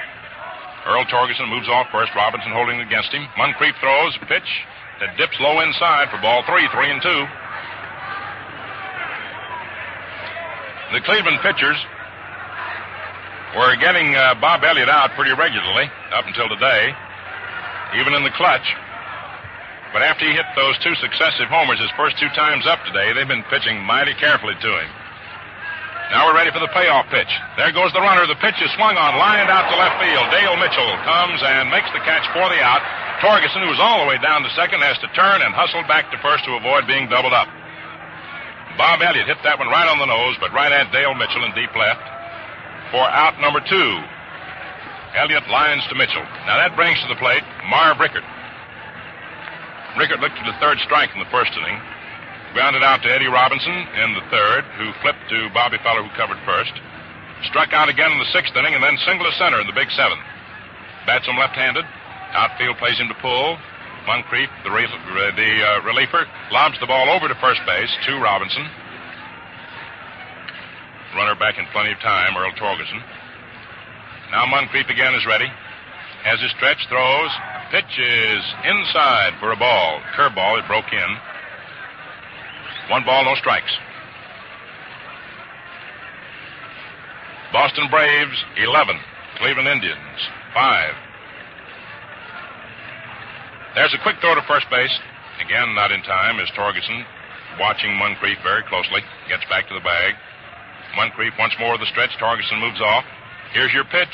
Swung on. There's a drive out into right center field. Judging races over. He's going to get under it and makes the catch for the out. No runs, 1 hit, no errors, 1 left on. And at the end of 7.5 innings of play, the score, Boston 11, Cleveland 5. Men, make it a point to get the sensational new Gillette dispenser that puts 20 Gillette blue blades, 40 shaving edges, right at your fingertips. With it, you change blades in a flash. Push with your thumb and zip. There's a blade unwrapped, ready for use with any Gillette razor. You save time, save bother. Also, the shaving edges are perfectly protected at all times. They don't even touch the dispenser when blades are being ejected. Here's the handiest shaving aid you ever used. Yes, and you pay no premium for it. Just 98 cents. The price of 20 Gillette Blue Blades. For utmost convenience, buy Gillette Blue Blades in the modern Gillette dispenser. Look sharp, feel sharp, be sharp. Use Gillette Blue Blades with the sharpest edges ever honed.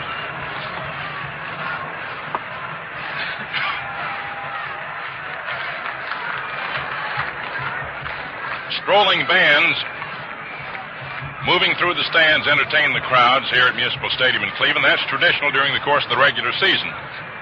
Mr. Bill Beck, genial president of the Indians, spares nothing to entertain the crowds that jam this huge stadium on the shorefront of Lake Erie. Now we're ready for the last half of the 8th inning. Lou Boudreau is up, a right-hand hitter. Warren Spahn throws a pitch that's right over there for a called strike, fastball. Spahn generally is most effective with that slow curve of his. But he's been using his fastball pretty effectively today. There's a pitch that swung on, drilled out into right center field, and it's in there, possibly for extra bases. Chasing the ball out there is Mike McCormick. Lou rounds first, heads for second, and goes in standing up for the double. Lou Boudreau climbs on to right center pursuit.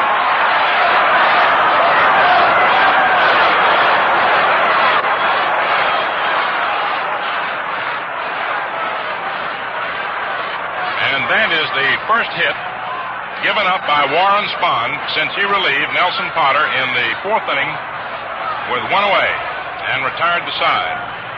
After the Indians had gotten 4 runs to take the lead away from the Braves, 5-4 at that point. Clyde Chown, a left-hander, and Vern Bickford, a right-hander, throwing the bullpen for the Braves. Joe Gordon up for Cleveland, looks at a pitch that's high for ball 1. Gordon walked in the first inning, single to left in the 4th, and line to Elliott in the 5th. Warren Spahn with the stretch, checks Boudreau leading off second, the pitch. Gordon bluffs a bunt, takes a delivery that's in there for a called strike. Elliott laying back deep at third. Gordon might have attempted to lay one down just to get another man on base. 11-5 the score, last the 8th inning. That's the Indians' objective right now, to get as many men on base as they can. Warren Spahn ready, throws. Gordon takes strike 2. It's called. Fastball over the outside corner.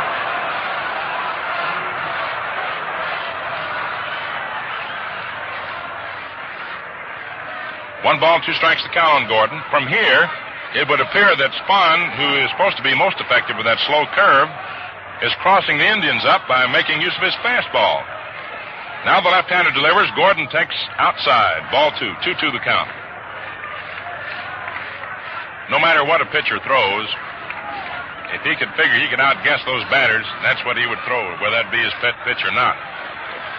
Now Spahn is ready, delivers. Joe Gordon swings, pops it foul, out of play behind the plate. Ball going into the upper deck. You got a 2-2 count on Joe Gordon. Last half of the 8th inning, Lou Boudreau on second base with a 2-base hit.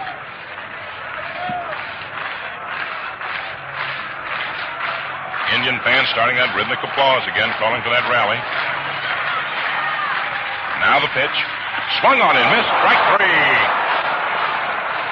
Joe Gordon really leveled off on that one. He was going all the way. Incidentally, for Boudreau, that is his 3rd double of the series. He's had 3 out of the Indians' 5 doubles. Now you've got Kenny Keltner up, a right-hand batter. Warren Spahn throws. Keltner swings, lifts a long fly ball, curving foul, going out of play, missing the upper deck in left field and going into the lower stands, over the Braves bullpen. The Braves bullpen being located in a spot off the foul line in deep left field. Indians bullpen in a similar spot off the foul line in right field. All right, Boudreau leads off second. Spahn with a stretch, throws. Keltner looks at a fastball. He gets that outside corner for a called strike. Spahn is working it beautifully today. He, instead of the Indians outguessing him, he's outguessing the Indians. They're looking for that slow one, and when they're looking for the slow one, he gives them the fast one and vice versa. Now the pitch. Slow curve, and it's high. Very high. Ball 1, 1-2. The Indians got 5 hits off start of Nelson Potter in the 3 1/3 innings that he worked. And the double by Boudreau, leading off here in the 8th inning, was the first hit off Spahn, who had retired 10 men in a row, had walked 1 man only in the time he'd been on the mound. Now the pitch. Keltner takes strike 3, call over that inside corner. Fastball. Came in there about ladder high up. Beautiful pitch. And now you've got coming up to the plate a pinch hitter for Walter Jednick.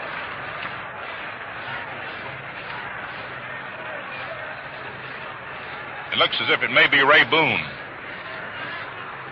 Your attention, please. Number 28, Ray Boone. Ray Boone. For Jednick. Number 28. Ray Boone, Batting for who Jednick. appeared, came to the Indians at the end of the year.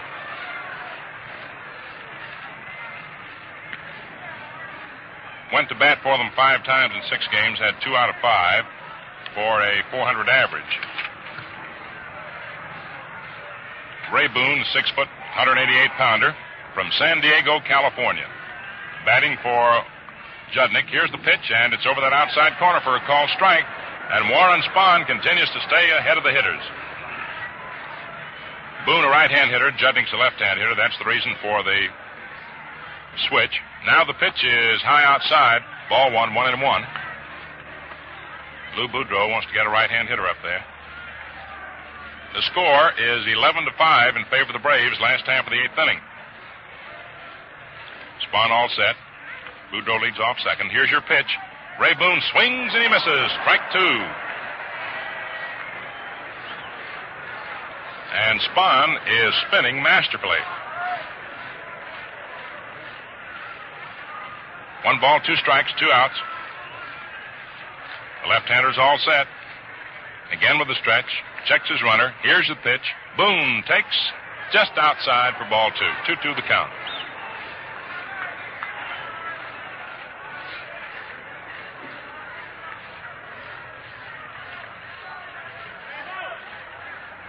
Lou Boudreau opened the inning with a double. Has remained there as Gordon and Keltner struck out.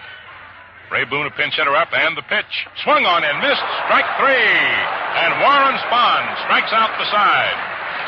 And the sportsmanlike-minded Cleveland fans, many of them, stand up and applaud him as he walks off the mound. No runs for Cleveland. 1 hit. No errors. And 1 man left on base. And the score at the end of 8 innings, the Boston Braves 11, Cleveland Indians 5. Before we go into the 9th inning, ladies and gentlemen, we pause 10 seconds for station identification.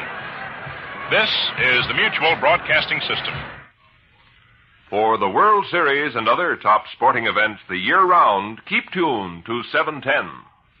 This is WOR, New York.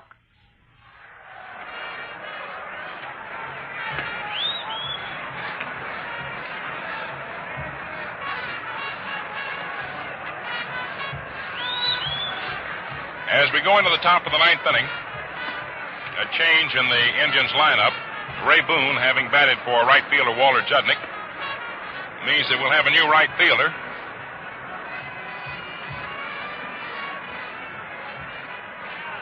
We're just trying to check to see whether or not that's Thurman Tucker. No, it's Hal Peck. Hal Peck. Hal Peck going into right field. A boy from Big Bend, Wisconsin. A fellow who had a great future, predicted for him as a major leaguer, but in an unfortunate accident, lost some toes on the foot, and never has been quite able to reach the grade expected of him. Now as we go to the top of the 9th inning, Bill Salkeld swings the first pitch and fouls it off to the right of the plate. Out of play, strike 1. And so, in a sense, we think it quite fitting and, a bit of justice in a sense for Hal Peck to at least get into a portion of a World Series. He's delivered some telling blows in the role of a pinch hitter for the Indians in the course of the year.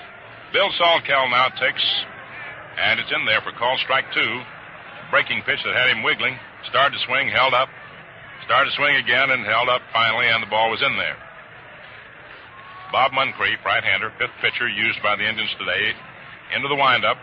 The 2-strike pitch, Salkeld swings and fouls it off onto the screen.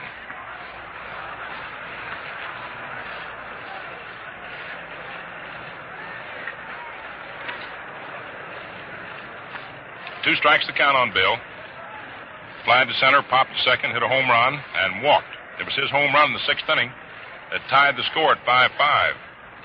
Then the Braves leveled off in the 7th for 6 runs to go ahead 11-5.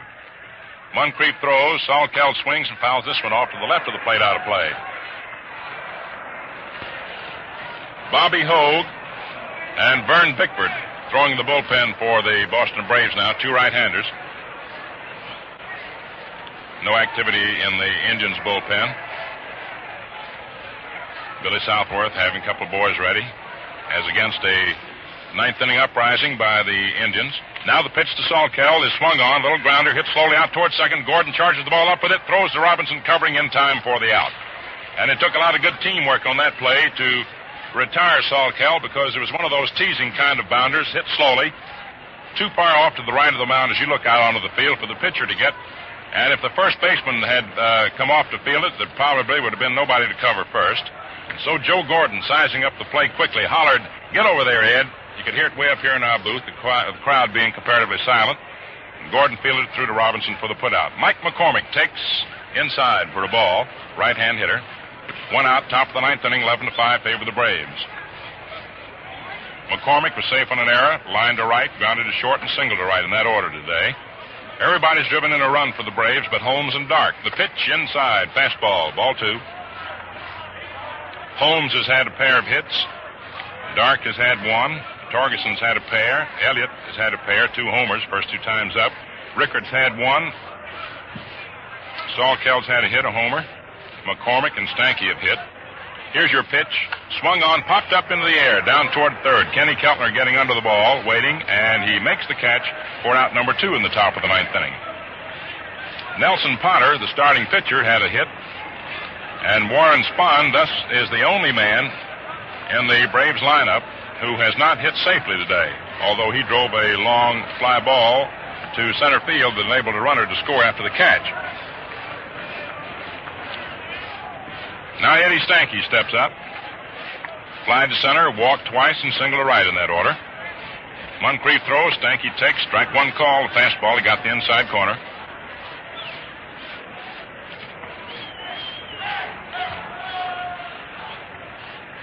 Bob Moncrief, tall Texan, throws the pitch, curve inside. Ball 1, 1-1. 1 ball, 1 strike, 2 outs, top of the 9th inning.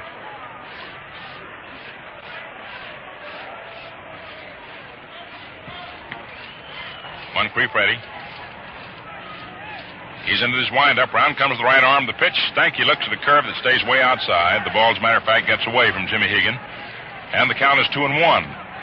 Should the score remain as it is, or at least with the Boston Braves on top when the firing is over for the day, the scene will shift to Braves Field in Boston for the 6th game of the World Series.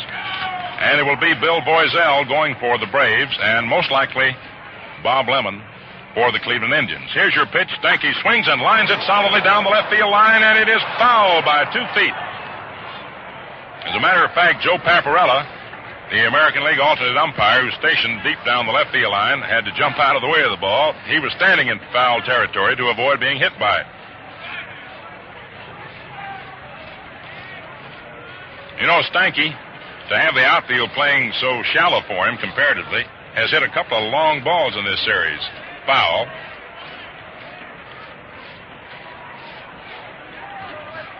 Two balls, 2 strikes, 2 outs.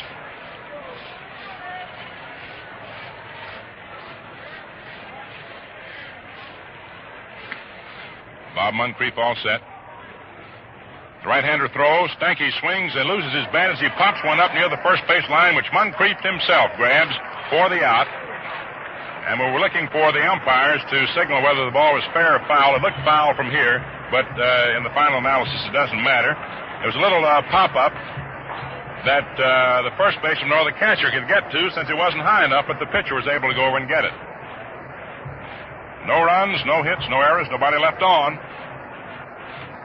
And at the end of 8.5 innings, the Braves lead 11-5. You know, fans, some statistics are interesting, like batting averages.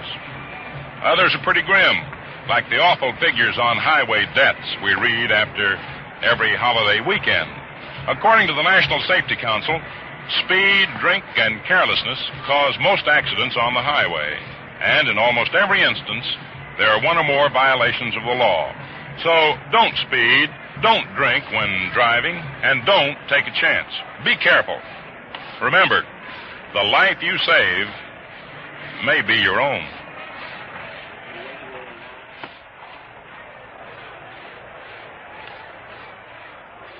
Last half of the 9th inning for the Cleveland Indians. It'll be Eddie Robinson and Jim Hegan, the first 2 batters, and most likely a pinch hitter for Bob Moncrief. 11-5 the score in favor of the Boston Braves. Eddie Robinson steps up. He flied to center, popped short, and grounded to second.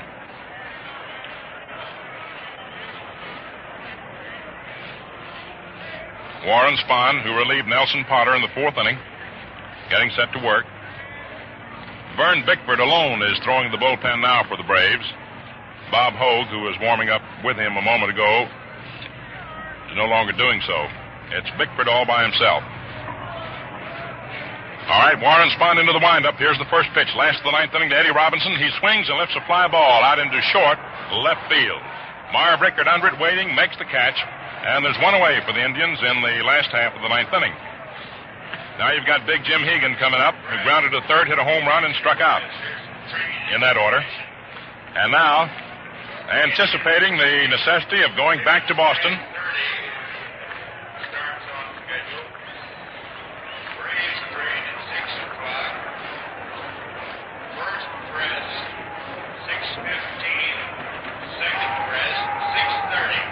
Warren Spahn into the windup now to pitch to Jim Hegan. And the pitch is high for a ball. We had to hold up there. We're trying to get the information that's being announced over the PA system in the press box as to departure times for the trains. Warren Spahn into his windup. Here's the pitch. And it's high outside. Ball 2. 2 balls, no strikes, 1 out, last the 9th. 11-5 in favor of the Braves. Spahn throws and gets that outside corner for a called strike.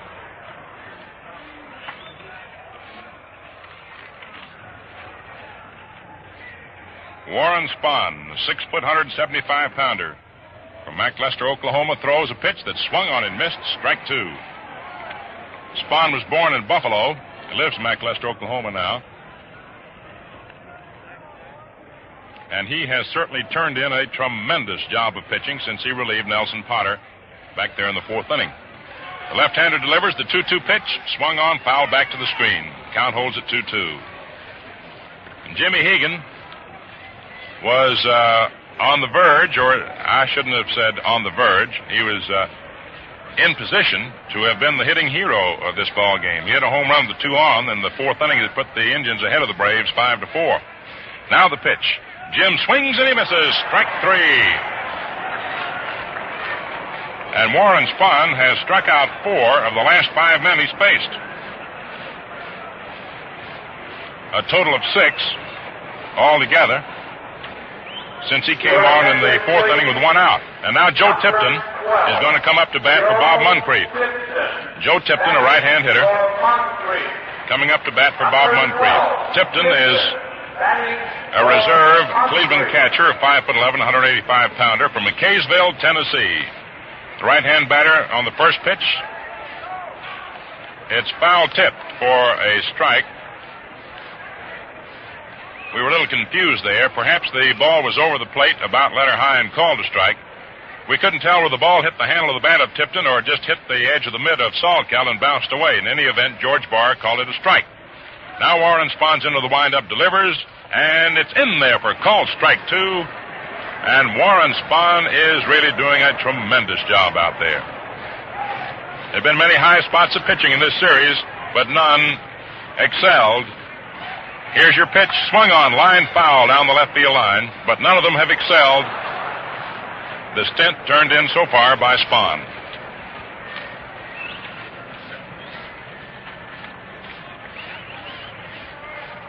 "28-year-old left-hander, 27-year-old left-hander, I should say, comes in with a pitch, swung on, grounded foul off to the left of the plate. 2 outs, last half of the 9th inning, with the score 11-5 in favor of the Braves. Outfield playing Tipton to pull. Joe Tipton batting for Bob Moncrief. The boy that was born in Copper Hill, Tennessee, but lives in McKaysville, Tennessee now. And the pitch is high outside. Ball 1, 1-2.